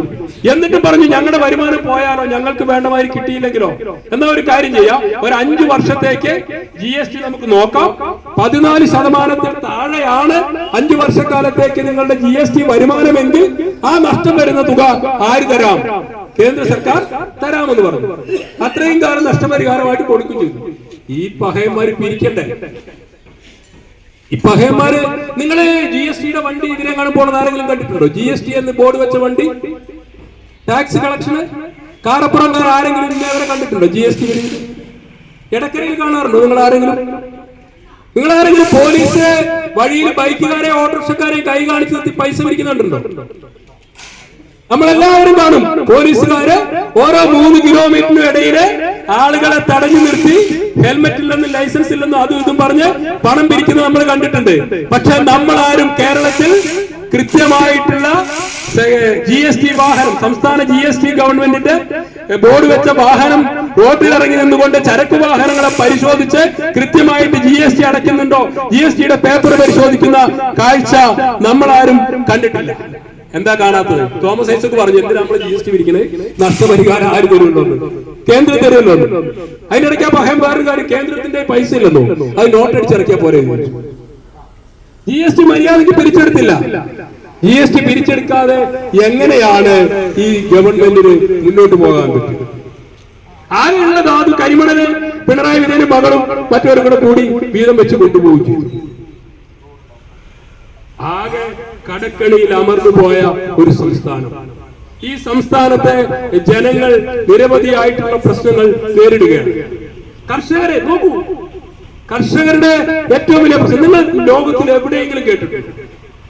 നെൽകൃഷി ചെയ്യുന്ന കർഷകൻ നെൽകൃഷി നടത്തി നെല്ല് കൊയ്ത് സപ്ലൈകോയിൽ കൊണ്ട് ഗവൺമെന്റിനെ ഏൽപ്പിച്ചാൽ ഒരു ബില്ല് എഴുതി കൊടുക്കും. ആ ബില്ല് എഴുതി കൊടുത്തു കഴിഞ്ഞാൽ സാധാരണഗതിയിൽ ഏതെങ്കിലും ഒരു കാർഷിക ഉൽപ്പന്നം നമ്മൾ കൊണ്ട് വിറ്റാൻ തയ്യാ പൈസ കിട്ടും, അല്ലെങ്കിൽ ബാങ്കിലേക്ക് പൈസ വരും. ഈ ബില്ല് എഴുതിയാൽ കുട്ടനാട്ടിലെയും പാലക്കാടത്തെയും കർഷകർ പ്രയാസപ്പെട്ട് ദുരിതങ്ങളോട് മല്ലടിച്ച് പ്രളയവും മറ്റും താണ്ടി നെല്ല് ഉൽപ്പാദിപ്പിച്ച് നെല്ല് മഴയിൽ നിന്നൊക്കെ കിട്ടുന്നത് കൊണ്ടൊന്ന് കൊടുത്തു കഴിഞ്ഞാൽ ഒരു ബില്ല് എഴുതി കൊടുത്തിട്ട് പറയും പൈസ ഇല്ല, ഈ ബില്ല് കൊണ്ടുപോയി ബാങ്കിൽ പണയം വെച്ച് ലോൺ എടുത്തോളാൻ. അതാണ് സംവിധാനം. ബാങ്കിൽ പണയം വെക്കണം. ബില്ല് നമ്മളെ കഴുത്തേറെ ഭാര്യയുടെ താലിമാല ഊരിക്കൊണ്ടുപോയി ബാങ്കിൽ പണയം വെക്കുന്നതാണ് കർഷകർക്ക് ഇതിനേക്കാളും നല്ലത്. നെല്ല് സർക്കാരിന് കൊടുത്തിട്ട് അതിന് ബില്ല് മേടിച്ചിട്ട് അതുകൊണ്ട് ബാങ്കിൽ പണയം വെച്ചിട്ട് 9%, 10% വരെ പലിശ കൊടുത്തിട്ട് ആ പണം എടുത്തിട്ട് ആ പലിശയ്ക്ക് നോട്ടീസ് അയക്കുന്ന കർഷകൻ, അങ്ങനെ ജീവനൊടുക്കുന്ന കർഷകരുള്ള ഈ നാട്.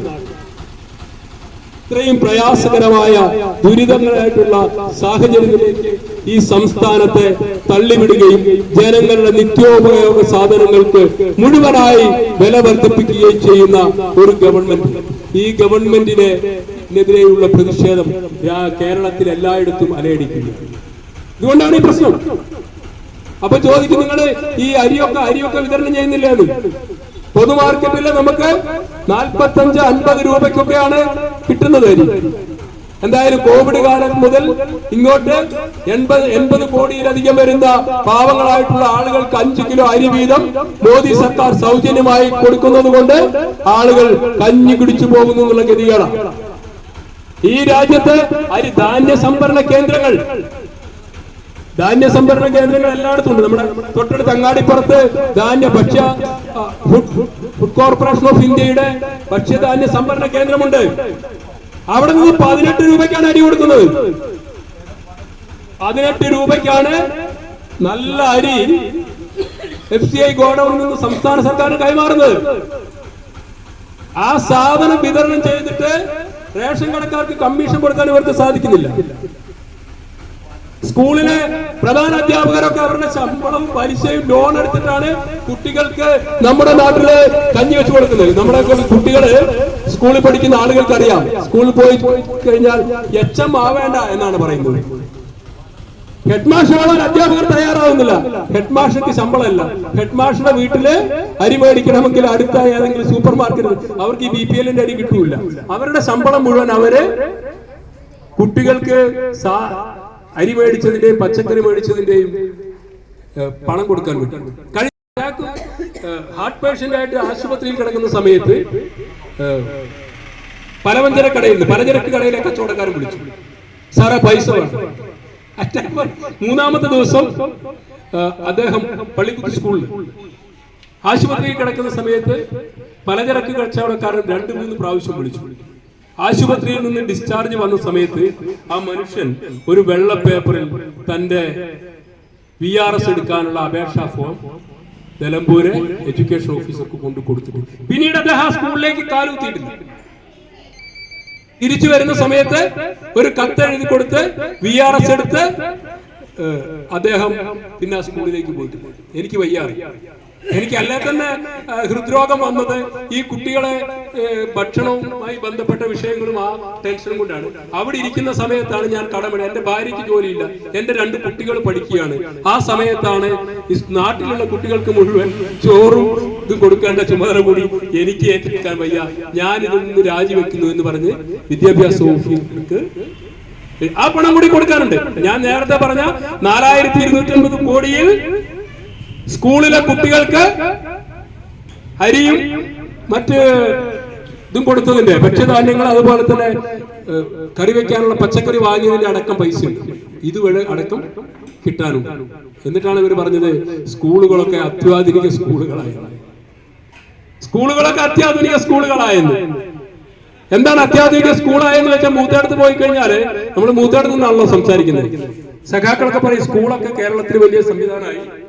എങ്ങനെയാന്ന് ചോദിച്ചാൽ ഇപ്പൊ സഖാക്കൾ പറഞ്ഞു അവിടെ ലാബ് ഉണ്ടെന്നുണ്ട്. ലാബിന്റെ പേരെന്താന്ന് വെച്ചാൽ മുഴുവൻ പേര് പറയില്ല. അടൽ ലാബ് എന്നാണ് അതിന്റെ പേര്. അടൽ ഫെസിലിറ്റേഷൻ ലാബ് എന്നാണ് അടൽ ബിഹാരി വാജ്പേയിയുടെ പേര്. ആരുടെ പൈസ ആയിരിക്കുന്നു ഊഹിക്കാമല്ലോ. അടൽ ബിഹാരി വാജ്പേയിയുടെ പേരിൽ മൂത്തേട സ്കൂളിൽ ലാബുണ്ട്. അങ്ങനെ എല്ലാ സ്കൂളുകളിലും ഉണ്ട്. ജില്ലാ പഞ്ചായത്ത് മുഖേനയാണ് പണം കൊടുക്കുന്നത്, നടപ്പിലാക്കുന്നവരാണ്. കേന്ദ്ര സർക്കാരിൻ്റെതായി അല്ലാതെ ഒന്നും തന്നെ സംഭാവന ചെയ്യാൻ സാധിക്കാത്ത 20 മന്ത്രിമാരെയും വെച്ചിട്ട് ധൂർത്തും അഴിമതിയും കെടുകാര്യസ്ഥയും നടക്കുന്ന ഈ ഗവൺമെന്റിനെതിരെയുള്ള പ്രതിഷേധം രാജ്യത്ത് സംസ്ഥാനമൊട്ടാകെ ആഞ്ഞടിക്കുകയാണ്.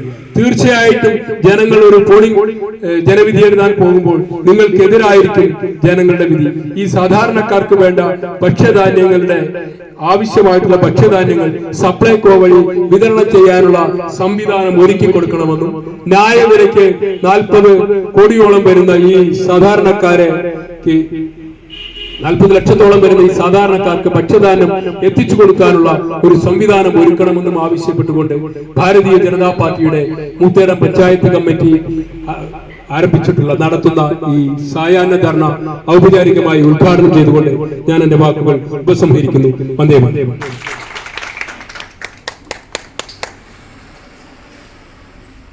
അടുത്തതായിട്ട്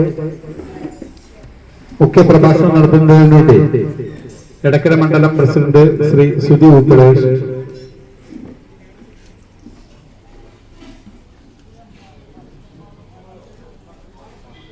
ആദരണീയ അധ്യക്ഷൻ പഞ്ചായത്തിന്റെ പ്രസിഡന്റ് സുരേഷ്, ബഹുമാന്യ ഉദ്ഘാടകൻ മേഖലാ പ്രസിഡന്റ് അഡ്വക്കേറ്റ് അശോക് കുമാർ, പാർട്ടിയുടെ മണ്ഡലത്തിന്റെ ജനറൽ സെക്രട്ടറി ദീപു രാജഗോപാൽ, ന്യൂനപക്ഷ മോർച്ചയുടെ സംസ്ഥാന ഉപാധ്യക്ഷൻ അജി തോമസ്, പാർട്ടിയുടെ മണ്ഡലത്തിന്റെ സെക്രട്ടറി ആയിട്ടുള്ള ഈ പഞ്ചായത്തിന്റെ പ്രഭാരി കൂടിയായിട്ടുള്ള MC ബിജു, അതുപോലെ ന്യൂനപക്ഷ മോർച്ചയുടെ ജില്ലാ സെക്രട്ടറി സണ്ണി ജോർജ് മുത്തൂറ്റ്, കർഷക മോർച്ചയുടെ ജില്ലാ ഉപാധ്യക്ഷൻ ഭാസ്കരേട്ടൻ, അതുപോലെ നിലമ്പൂർ BJPയുടെ നിലമ്പൂർ മണ്ഡലം സെക്രട്ടറി ആയിട്ടുള്ള സുധീഷ് അമരമ്പലം, മറ്റ് മണ്ഡലം കമ്മിറ്റി അംഗങ്ങൾ, പഞ്ചായത്തിന്റെ ഭാരവാഹികൾ, പാർട്ടിയുടെ മുത്തേടം പഞ്ചായത്തിന്റെ ജനറൽ സെക്രട്ടറി അനിൽകുമാർ, എല്ലാവർക്കും നമസ്കാരം. ഔപചാരികമായി മുഖ്യപ്രഭാഷണം എന്ന് പറഞ്ഞിട്ടുണ്ടെങ്കിൽ തന്നെയും എല്ലാ വിഷയങ്ങളെയും സ്പർശിച്ചുകൊണ്ടാണ് ഉദ്ഘാടകൻ ഇവിടെ വിഷയാവതരണം നടത്തിയിട്ടുള്ളത്. കൃത്യമായി വർത്തമാന കേരളത്തിന്റെ രാഷ്ട്രീയപരമായ കാര്യങ്ങളും കേരളത്തിന്റെ സാമൂഹിക പശ്ചാത്തലവും ഒക്കെ തന്നെ പറഞ്ഞുകൊണ്ട് വസ്തുനിഷ്ഠമായി ഓരോ കാര്യങ്ങളും വസ്തുനിഷ്ഠമായി വിലയിരുത്തിക്കൊണ്ട് വർത്തമാനകാല കേരളം ഭരിക്കുന്ന അധികാരത്തിന്റെ കഴുകനായിട്ടുള്ള പിണറായി വിജയന്റെ ഈ ഭരണ കാലഘട്ടത്തിൽ അടിസ്ഥാന വർഗവും സാധാരണക്കാരും ഒക്കെ ആശ്രയിക്കുന്ന പൊതുവിതരണ കേന്ദ്രത്തെ എത്തരത്തിലാണ് കേരള സർക്കാരിന്റെ നേതൃത്വത്തിൽ ഇതിനെ തകർത്ത് തരിപ്പണമാക്കി നാമാവശേഷമാക്കുന്നത് എന്ന് കൃത്യമായി തന്നെ അവതരിപ്പിക്കുകയുണ്ടായി. ഇത്തരത്തിലുള്ള മാവേലി സ്റ്റോറുകൾ, സപ്ലൈകോ അതുപോലെയുള്ള പൊതുവിതരണ കേന്ദ്രങ്ങൾ ഇന്നോ ഇന്നലെയോ തുടങ്ങിയിട്ടുള്ളതല്ല. 1964 കാലഘട്ടത്തിൽ സ്റ്റാറ്റ്യൂട്ടറി ബോർഡ് വെച്ചുകൊണ്ട് ആ ബോർഡിന്റെ നിർദ്ദേശാനുസരണം ഇത്തരത്തിൽ കേരളത്തിലെ സാധാരണക്കാരായിട്ടുള്ള ആളുകൾക്ക് ഏറ്റവും കുറഞ്ഞ വിലയിൽ സർക്കാരിന്റെ സബ്സിഡി നൽകിക്കൊണ്ട് ഏറ്റവും കുറഞ്ഞ രീതിയിൽ അവശ്യ വസ്തുക്കളായിട്ടുള്ള 13 ഇന വസ്തുക്കൾ, പ്രധാനമായും ആ 13 ഇന വസ്തുക്കൾക്ക് സർക്കാർ സബ്സിഡി നൽകിക്കൊണ്ട് സാധാരണക്കാരായിട്ടുള്ള ആളുകളുടെ ഭക്ഷ്യക്ഷാമം പരിഹരിക്കുന്നതും അവർക്ക് പൊതു ഇടങ്ങളിൽ കരിഞ്ചന്തകളിൽ പൂഴ്ത്തിവെപ്പുകാരിൽ നിന്നുമൊക്കെ അവരെ രക്ഷിക്കുന്നതിന്റെ ഭാഗമായി അവരുടെ പ്രധാനപ്പെട്ട അടിസ്ഥാനപരമായിട്ടുള്ള കാര്യങ്ങൾ നിർവഹിച്ചുകൊണ്ട് അവരുടെ ഭക്ഷ്യ സുരക്ഷ ഉറപ്പാക്കുന്നതിനായി സർക്കാർ നിശ്ചയിച്ച് നടപ്പിലാക്കുന്ന ഇത്തരം പദ്ധതികൾ ഇന്നലകളിൽ ഈ പറഞ്ഞിട്ടുള്ള പിണറായി വിജയന്റെ ഭരണം വരുന്നതിന് തൊട്ടു മുൻപ് വരെ വലിയ രീതിയിലുള്ള പരിക്കുകളൊന്നുമില്ലാതെ തന്നെ നല്ല രീതിയിൽ നടത്തിക്കൊണ്ടു പോയിട്ടുള്ളതാണ്. ഉള്ള ഒരു സംസ്ഥാനത്ത് മറ്റു സംസ്ഥാനങ്ങളെ ആശ്രയിച്ചുകൊണ്ടാണ് നമുക്ക് മുന്നോട്ട് പോകാൻ വേണ്ടി സാധിക്കുക. അരി വരണമെങ്കിൽ ആന്ധ്രാപ്രദേശിൽ നിന്ന് വരണം, പച്ചക്കറി വരണമെങ്കിൽ നമ്മുടെ തൊട്ടടുത്തുള്ള സംസ്ഥാനമായിട്ടുള്ള തമിഴ്നാടിനെ ആശ്രയിക്കണം, അതുപോലെ തന്നെ ഫലങ്ങൾ വരണമെങ്കിൽ കർണാടകയെ ആശ്രയിക്കണം, പരിപ്പും മറ്റ് വസ്തുക്കളും ഒക്കെ നമുക്ക് ലഭിക്കണമെങ്കിൽ ഇതുപോലെ തന്നെ മഹാരാഷ്ട്രയെയും ഉത്തർപ്രദേശിനെയും അതുപോലെ തന്നെ മധ്യപ്രദേശിനെയും ഒക്കെ ആശ്രയിച്ചുകൊണ്ട് ജീവിക്കുന്ന, അല്ലെങ്കിൽ ആ അത്തരം മറ്റു സംസ്ഥാനങ്ങളെ മുഴുവനായി തന്നെ ആശ്രയിച്ചുകൊണ്ട് നിലനിൽക്കുന്ന ഒരു കൊച്ചു തുരുത്തു മാത്രമാണ് കേരളം. ഈ കേരളത്തിൽ സാധാരണക്കാരായിട്ടുള്ള ആളുകൾ എങ്ങനെയാണ് കൃഷി ഇല്ലാതാക്കിയിട്ടുള്ളത്, അല്ലെങ്കിൽ കൃഷിയെ എങ്ങനെയാണ് നമ്മൾ തമസ്കരിച്ചിട്ടുള്ളത്? പണ്ട് പറയാറുണ്ട്, 100 കൊല്ലങ്ങൾക്ക് മുൻപ് വാസ്കോ ഡ ഗാമ കടൽ കടന്നുകൊണ്ട് ഒരു ചടച്ച സിംഹത്തെ പോലെ ഈ കേരളത്തിലേക്ക് കടന്നു വരുമ്പോ കേരളം മുഴുവൻ ഒരു നെൽപ്പാടങ്ങളിൽ നെൽകൃഷിയും തെങ്ങും മാത്രമായി അതിനെ മാത്രം ആശ്രയിച്ചു കൊണ്ടിരിക്കുന്ന ഒരു സംസ്ഥാനമായിരുന്നു. ഭക്ഷ്യ വസ്തു എന്നുള്ള രീതിയിൽ ഏറ്റവും പ്രധാനപ്പെട്ട അന്നം അരിയായിരുന്നു. അരിയും നാളികേരവുമായിരുന്നു കേരളത്തിന്റെ പ്രധാനപ്പെട്ട കാർഷികമായിട്ടുള്ള ഉൽപ്പന്നങ്ങൾ. അതുകൊണ്ട് തന്നെ അരിക്ക് കേരളത്തിന്റെ മറ്റ് സംസ്ഥാനങ്ങൾ പാലക്കാടും അതുപോലെ തന്നെ വയനാടും അതുപോലെ ആലപ്പുഴ അടക്കമുള്ള കുട്ടനാട് അടക്കമുള്ള പ്രദേശങ്ങളെ ആശ്രയിച്ചുകൊണ്ട് കേരളത്തിന്റെ ഭക്ഷ്യക്ഷാമം പരിഹരിക്കുന്ന രീതിയിലേക്ക് അരി അവിടെ നിന്ന് ലഭിക്കുമായിരുന്നു. അതുപോലെ തന്നെ ഈ പറയുന്ന നേരെ അറബിക്കടലിൽ നിന്ന് അന്നത്തേക്കുള്ള മത്സ്യസമ്പത്ത് നമുക്ക് ലഭിക്കുമായിരുന്നു. ഇടുക്കിയും അതുപോലെ തന്നെ വയനാടും അതുപോലെ തന്നെ പത്തനംതിട്ട പോലെയുള്ള പ്രദേശങ്ങളിൽ നിന്ന് അവിടെ മലകളിൽ കൃഷി ചെയ്തുകൊണ്ട് അവിടെ നിന്ന് കാർഷിക ഉൽപ്പന്നങ്ങളായിട്ടുള്ള കിഴങ്ങ് വർഗ്ഗങ്ങൾ നമുക്ക് ലഭിക്കുമായിരുന്നു. അങ്ങനെ ഉണ്ടായിരുന്ന കേരളത്തെ അന്ന് ഭക്ഷ്യസുരക്ഷയിൽ നിന്നുകൊണ്ടിരുന്ന ഭക്ഷ്യസുരക്ഷിതമായി എല്ലാവരും കരുതിയിരുന്ന ഗോഡ്സ് ഓൺ കൺട്രി എന്ന് ലോകം മുഴുവൻ വിശേഷിപ്പിക്കുന്ന തരത്തിൽ ദൈവത്തിന്റെ സ്വന്തം നാടായിട്ടുള്ള ഈ കേരളം ഇത്തരത്തിൽ അടിസ്ഥാന വർഗത്തിൽപ്പെട്ടിട്ടുള്ള ആളുകളടക്കം ഈ കേരളത്തിലെ മുഴുവൻ ജനങ്ങളും അന്നന്ന് കഴിയണമെങ്കിൽ അപ്പുറത്തുള്ള സംസ്ഥാനങ്ങളിൽ നിന്ന് ഭക്ഷ്യവസ്തുക്കൾ എത്തിച്ചുകൊണ്ട് നമ്മുടെ ആഹാരങ്ങൾക്ക് വേണ്ടി അന്യ സംസ്ഥാനങ്ങളെ ആശ്രയിക്കുന്ന രീതിയിലേക്ക് മാറിയിട്ടുണ്ടെങ്കിൽ അതിന്റെ പ്രധാനപ്പെട്ട കാരണം ഈ നാളിതുവരെ ഭരിച്ചിട്ടുള്ള ഇരു മുന്നണികളുമാണ്. 6 പതിറ്റാണ്ട് കാലം ഈ കേരളത്തെ അടക്കി ഭരിച്ചിട്ടുള്ള ഇടതുവലത് മുന്നണികളാണ്. അതിൽ പ്രത്യേകിച്ചും കമ്മ്യൂണിസ്റ്റ് പാർട്ടി ഓഫ് ഇന്ത്യ മാർക്സിന്റെ കർക്കശമായിട്ടുള്ള അവരുടെ തൊഴിലാളി സംഘടനകളുടെ സാധാരണക്കാരായിട്ടുള്ള ആളുകളെ അടിസ്ഥാന വർഗത്തെ കൃഷിക്കാരെയൊക്കെ ഞെട്ടിപ്പിരിഞ്ഞുകൊണ്ട് ഈ കേരളത്തെ കാർഷിക വൃത്തിയിൽ നിന്ന് ഈ കേരളത്തിലെ മുഴുവൻ ജനങ്ങളെയും ഇവിടെ നിന്ന് ആട്ടി ഓടിക്കപ്പെട്ടുകൊണ്ട് വിദേശ രാജ്യങ്ങളിലേക്ക് ഈ കേരളത്തിലെ ആളുകളെ അന്നത്തെ അപ്പം തേടുവാൻ വേണ്ടി വിദേശ രാജ്യങ്ങളിലേക്ക് മറ്റു സംസ്ഥാനങ്ങളിലേക്കൊക്കെ പോകുന്ന രീതിയിലേക്ക് ഈ കേരളത്തിലെ കൃഷിയെ കൈയൊഴിയുന്ന തരത്തിലേക്ക് ആക്കിയിട്ടുണ്ടെങ്കിൽ അതിന്റെ പ്രധാനപ്പെട്ട ഉത്തരവാദികൾ ഇവരാണ്. എന്തുകൊണ്ട് കേരളം ഇങ്ങനെയായി എന്ന് പറയുമ്പോൾ നമുക്കറിയാം, കർഷകന് തൊഴിൽ ചെയ്യുന്ന കർഷകന്റെ പാടശേഖരങ്ങളിലേക്ക്, കുട്ടനാടുള്ള പാടശേഖരങ്ങളിലേക്ക്, അതുപോലെ തന്നെ പാലക്കാട് വയനാട് പറയുന്ന പാടശേഖരങ്ങളിലേക്ക് കൊയ്ത്ത് യന്ത്രം ഇറക്കാൻ സമ്മതിക്കാതെ, നടീൽ യന്ത്രം ഇറക്കാൻ സമ്മതിക്കാതെ അവിടെയുള്ള കർഷകനെ കുത്തുപാളയടിപ്പിച്ചതിന്റെ പ്രധാനപ്പെട്ട ഉത്തരവാദി ഈ കമ്മ്യൂണിസ്റ്റ് പാർട്ടി ഓഫ് ഇന്ത്യ മാർക്സിസ്റ്റാണ്. അങ്ങനെ എന്ത് ചെയ്തു? അങ്ങനെ അവർ ഈ സാധാരണക്കാരായിട്ടുള്ള ഈ കാർഷിക വിളകൾ ചെയ്തുകൊണ്ടിരുന്ന കർഷകർ നാണ്യവിളകളിലേക്ക് മാറി. അങ്ങനെ നാണ്യവിളകളിലേക്ക് മാറുന്നതിന്റെ ഭാഗമായി ഇവിടെയുള്ള സംസ്ഥാന സർക്കാരുകൾ ഉടമ്പടി വെച്ചു. മറ്റു സംസ്ഥാനത്തു നിന്ന് ഇവിടേക്ക് അരിയും ഭക്ഷ്യധാന്യങ്ങളും കൊണ്ടുവരാമെന്ന് നേരത്തെ സൂചിപ്പിച്ചു. ഉദ്ഘാടന പ്രാസംഗികർ സൂചിപ്പിച്ചു. ഇപ്പോൾ എന്താണ് ഇങ്ങനെ വില കൂടാനുണ്ടായിട്ടുള്ള സാഹചര്യം? അവിടെ നിന്ന് വാങ്ങിയിട്ടുള്ള അരിക്ക് പണം കൊടുത്തിട്ടില്ല. അവിടെ നിന്ന് വാങ്ങിയിട്ടുള്ള ഈ ആന്ധ്രയിൽ നിന്ന് വാങ്ങിയിട്ടുള്ള അരിക്ക് അവിടെയുള്ള മില്ലുകളിൽ പണം കൊടുത്തിട്ടില്ല. അവർ ഈ അരി കൊടുക്കില്ല എന്ന് പറയുന്നു. അതുപോലെ തന്നെ പയർ ഉൽപ്പന്നങ്ങൾക്ക് മറ്റു സംസ്ഥാനങ്ങളിൽ നിന്ന് വാങ്ങിയിട്ടുള്ള പയർ ഉൽപ്പന്നങ്ങൾക്ക് പണം കൊടുത്തിട്ടില്ല. അങ്ങനെ അരിയും പല വ്യഞ്ജനങ്ങളും അങ്ങനെ അവിടെ നിൽക്കുമ്പോ സാധാരണക്കാരായിട്ടുള്ള ആളുകൾ ഈ തമിഴ്നാടിലും ഗുണ്ടൽപേട്ടയിലും മൈസൂരിലും ഒക്കെ പോയിക്കൊണ്ട് അവിടെ നിന്ന് പച്ചക്കറി കൊണ്ടുവന്നാണ് ഈ പ്രദേശങ്ങളിലെ നമ്മുടെ പ്രത്യേകിച്ച് മലപ്പുറത്തുള്ള ആളുകളിൽ പച്ചക്കറി ലഭിക്കുന്നത് അവിടെ. പക്ഷേ അരിക്ക് വില വർദ്ധിച്ചാൽ സ്വാഭാവികമായി മറ്റു വസ്തുക്കൾക്കൊക്കെ വില വർദ്ധിക്കും. അതൊരു സ്ട്രാറ്റജിയാണ്, അതൊരു സ്റ്റാറ്റിസ്റ്റിക്സ് ആണ്. സാധാരണഗതിയിൽ അരിക്ക് വില വർദ്ധിച്ചാൽ മറ്റെല്ലാ ഉൽപ്പന്നങ്ങൾക്കും വില വർദ്ധിക്കും, ഘട്ടമായി വില വർദ്ധിക്കും.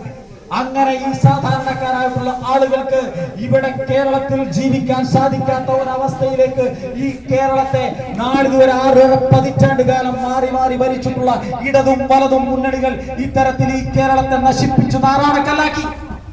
ഏറ്റവും വലിയ ലോകത്ത്, ഞാൻ എല്ലായ്പ്പോഴും പറയുന്നുണ്ട്, ലോകത്ത് സമുദ്രനിരപ്പിന് താഴെ കൃഷി ചെയ്യുന്ന 2 പ്രദേശങ്ങളേ ഉള്ളൂ.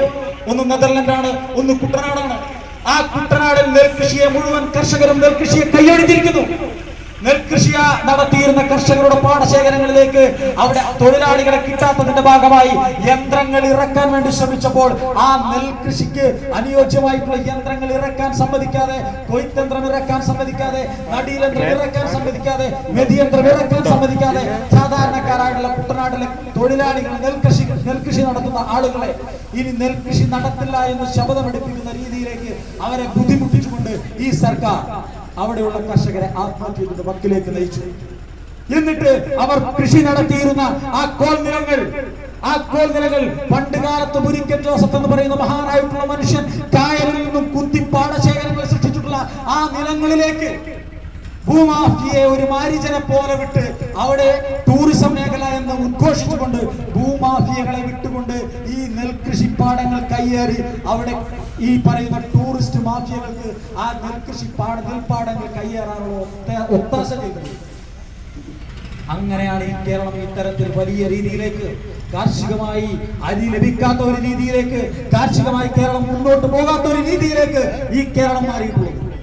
ആ കേരളത്തെ പുനരുജ്ജീവിക്കുന്നതിന്റെ ഭാഗമായി, കർഷകരെ പുനരുജ്ജീവിപ്പിക്കുന്നതിന്റെ ഭാഗമായി ഏറ്റവും കൂടുതൽ കർഷകർ ആത്മഹത്യ ചെയ്യുന്ന ഈ കേരളത്തിലേക്ക് യാതൊരു വിധത്തിലുള്ള മടിയും കൂടാതെ 5 സെന്റിന് മുകളിലുള്ള എല്ലാവർക്കും അപേക്ഷ നൽകിയിട്ടുള്ള എല്ലാവർക്കും കിസാൻ സമ്മാൻ നിധി എന്ന് പറഞ്ഞുകൊണ്ട് കർഷകർക്ക് ഒരു കൈത്താങ്ങായി ഒരു വർഷം 6,000 രൂപ എന്ന രീതിയിൽ 3 ഗഡുക്കളായി 2,000 രൂപയുടെ 3 ഗഡുക്കളായി ഈ കേരളത്തിലെ കർഷകരെയും ഇന്ത്യ മഹാരാജ്യത്തെ കർഷകരെയും ഒക്കെ കൈപിടിച്ചുയർത്തുന്നതിന്റെ ഭാഗമായി നരേന്ദ്രമോദി പ്രഖ്യാപിച്ചിട്ടുള്ള കിസാൻ സമ്മാൻ നിധി എന്ന് പറയുന്ന ആ പദ്ധതി ഇവിടെ ഈ നാട്ടിൽ പോലും കമ്മ്യൂണിസ്റ്റ് വ്യാപാരികൾ അട്ടിമറിച്ചു. അവരെന്താ പറഞ്ഞത്? സാധാരണക്കാരായിട്ടുള്ള ആളുകളല്ലേ നാളിതുവരെ കമ്മ്യൂണിസ്റ്റുകാരനും കോൺഗ്രസുകാരനും പറയുന്ന, അവർ പാടി നടക്കുന്ന പാട്ടുകൾ കേട്ട് വളർന്നിട്ടുള്ള, അല്ലെങ്കിൽ അവർക്ക് ഒപ്പം നടന്നിട്ടുള്ള ആളുകളോട് അവർ പറഞ്ഞു, നിങ്ങൾ ഈ കിസാൻ സമ്മാൻ നിധിയിൽ ചേർന്നാൽ നിങ്ങളുടെ ഭൂമി വിൽക്കാൻ പറ്റില്ല, നിങ്ങളുടെ ഭൂമി സർക്കാർ കൊണ്ടുപോകുന്ന ഒരു സാഹചര്യം ഉണ്ടാകുമെന്ന് പറഞ്ഞുകൊണ്ട് ഇവിടെ കർഷകന് ലഭിക്കേണ്ട ഒരു ആശ്വാസ പദ്ധതി എന്ന രീതിയിൽ നരേന്ദ്രമോദി നടപ്പിലാക്കിയിട്ടുള്ള ആ പദ്ധതി ഇവർക്ക് ലഭിക്കാതിരിക്കാൻ ഉള്ള ആസൂത്രിതമായിട്ടുള്ള നീക്കങ്ങൾ നടത്തി. അങ്ങനെ കർഷകരെ കബളിപ്പിക്കുന്ന തരത്തിൽ നാളിതുവരെ ഈ കർഷകരെ മുഴുവൻ കബളിപ്പിച്ചുകൊണ്ടാണ് ഇടത് വലത് മുന്നണികൾ മുന്നോട്ട് പോയിട്ടുള്ളത്. നമ്മളൊരു കാര്യം മനസ്സിലാക്കേണ്ടതുണ്ട്. പ്രബുദ്ധ ജനത എന്ന് പറയുന്ന ജനതയാണ് ഈ കേരളത്തിലെ ജനത. ഈ കേരളത്തിലെ ജനതയാണ് 6 പതിറ്റാണ്ട് കാലം കബളിപ്പിച്ചുകൊണ്ട് ഇടതിനും വലതിനും മുന്നോട്ട് കൊണ്ടുപോയിട്ടുള്ളത്. അതിൽ നിന്നൊരു മാറ്റം വരേണ്ടതുണ്ട്. മറ്റു സംസ്ഥാനങ്ങൾ മുന്നോട്ട് കുതിക്കുമ്പോൾ സാമൂഹികമായും സാമ്പത്തികമായും സാംസ്കാരികമായും ഒക്കെ മുന്നോട്ട് കുതിച്ചുകൊണ്ട് ഫാക്ടറികളും തൊഴിൽശാലകളും ഒക്കെ നിർമ്മിച്ചുകൊണ്ട് അവർ അനുദിനം മുന്നോട്ട് കുതിക്കുന്ന സമയത്ത് കേരളത്തിലെ ജനങ്ങൾ മുഴുവൻ പിന്നിലേക്ക് വരുന്നു. അത്തരത്തിലൊരു സാഹചര്യത്തിലാണ് നമ്മൾ നിൽക്കുന്നത്. ഞാൻ ദീർഘിപ്പിക്കുന്നില്ല, പറഞ്ഞു വന്നിട്ടുള്ളത് ഇത്തരത്തിലൊരു സാഹചര്യം സംജാതമായിട്ടുള്ളത് ഈ കേരളത്തെ 6.5 പതിറ്റാണ്ട് കാലം അടക്കി ഭരിച്ചിട്ടുള്ള ഇടതിന്റെയും വലതിന്റെയും മുന്നണിയുടെ ഭരണത്തിന്റെ മോശം കൊണ്ടാണ്. അതിൽ നിന്നൊരു മാറ്റം ഉണ്ടാകണമെങ്കിൽ ഈ വരുന്ന തിരഞ്ഞെടുപ്പിലെങ്കിലും, പാർലമെന്റ് തിരഞ്ഞെടുപ്പിൽ 2024 പാർലമെന്റ് തിരഞ്ഞെടുപ്പിൽ വൺസ് മോർ മോദി എന്ന മുദ്രാവാക്യം ഉയർത്തിപ്പിടിച്ചുകൊണ്ട് ഭാരതീയ ജനതാ പാർട്ടിയുടെ പ്രവർത്തകർ ഈ സാധാരണക്കാരായ ആളുകളുടെ അടുത്തേക്ക് വരുമ്പോ ഒരവസരം പാർലമെന്റിലേക്ക് ഭാരതീയ ജനതാ പാർട്ടിയുടെ അല്ലെങ്കിൽ ഇന്ത്യയുടെ സ്ഥാനാർത്ഥിയെ വിജയിപ്പിച്ചുകൊണ്ട് കേരളത്തിന്റെ മുഖച്ഛായ മാറ്റിക്കൊണ്ട് മോദിയുടെ ഗ്യാരണ്ടി കേരളത്തിൽ നടപ്പിലാക്കുന്നതിന് വേണ്ടി ഞാൻ ഈ പറയുന്ന ഭാരതീയ ജനതാ പാർട്ടിയോടെ പണി ചേർന്നുകൊണ്ട് NDAക്ക് കരുത്തു പകർന്നുകൊണ്ട് എല്ലാവരും ഭാരതീയ ജനതാ പാർട്ടിയെ വിജയിപ്പിക്കാനുള്ള പ്രവർത്തനങ്ങളിൽ ഏർപ്പെട്ടാൽ വരും നാളുകളിൽ നമ്മുടെ കുട്ടികൾക്കെങ്കിലും കേരളത്തിൽ സുഗമമായി ജീവിക്കാൻ പറ്റുന്ന ഒരു സാഹചര്യം സംജാതമാകും. അത്തരത്തിലൊരു സാഹചര്യം സംജാതമാകേണ്ടതുണ്ട്. എല്ലാ കാര്യത്തിനും മറ്റ് സംസ്ഥാനങ്ങളെ ആശ്രയിക്കുന്നതിൽ നിന്ന് കേരളം ഒരു സ്വയം പര്യാപ്ത സംസ്ഥാനത്തേക്ക് വരേണ്ട രീതിയിലേക്ക് കേരളത്തെ മാറ്റിയെടുക്കുവാൻ വേണ്ടി അത്തരത്തിൽ കാർഷിക മേഖലയിൽ വലിയ രീതിയിലുള്ള നൂതനമായിട്ടുള്ള സാങ്കേതിക വിദ്യകൾ ഉപയോഗിച്ചുകൊണ്ട് കാർഷിക മേഖലയെ പുനരുജ്ജീവിപ്പിച്ചുകൊണ്ട് കേരളം ഒരു സ്വയം പര്യാപ്ത സംസ്ഥാനമാകുന്നതിനുള്ള ഇടപെടലുകൾ എല്ലാവരുടെയും ഭാഗത്തുനിന്ന് വേണമെന്ന് പറഞ്ഞുകൊണ്ട് ഈ പരിപാടിക്ക് എല്ലാ തരത്തിലുള്ള ആശംസകളും അർപ്പിച്ചുകൊണ്ട് നിർത്തട്ടെ. നന്ദി, നമസ്കാരം. ആശംസകൾ അറിയിക്കുന്നതിന് വേണ്ടി അജി തോമസ് അവരുടെ ആദരണീയ അധ്യക്ഷൻ മൂത്തളം പഞ്ചായത്തിന്റെ സുരേഷേട്ടൻ, അതുപോലെ ഇന്നത്തെ ഈ ധർണാ സമരത്തിന്റെ ഉദ്ഘാടകൻ ഭാരതീയ ജനതാ പാർട്ടിയുടെ മേഖലാ vice president advocate T K. Ashokumar, അതേപോലെ ഭാരതീയ ജനതാ പാർട്ടിയുടെ മണ്ഡലം പ്രസിഡന്റ് സുജീഷ് ഉപ്പട, ഭാരതീയ ജനതാ പാർട്ടിയുടെ മണ്ഡലം സെക്രട്ടറിയും ബൂത്തേടത്തിന്റെ പ്രഭാരിയുമായിട്ടുള്ള NC ബിജുവേട്ടൻ, ഭാരതീയ ജനതാ പാർട്ടിയുടെ മണ്ഡലം ജനറൽ സെക്രട്ടറി ദീപു രാജഗോപാൽ, അതുപോലെ നിലമ്പൂർ മണ്ഡലത്തിന്റെ ഉപാധ്യക്ഷൻ സുധീഷ് മരമ്പലം, കർഷക മോർച്ചയുടെ ജില്ലാ vice president Bhaskaran Kakkuzhi, minority മോർച്ചയുടെ ജില്ലാ സെക്രട്ടറി സണ്ണി മുത്തൂറ്റ്, അതുപോലെ ഇവിടെ എത്തിയിട്ടുള്ള എല്ലാവർക്കും നമസ്കാരം.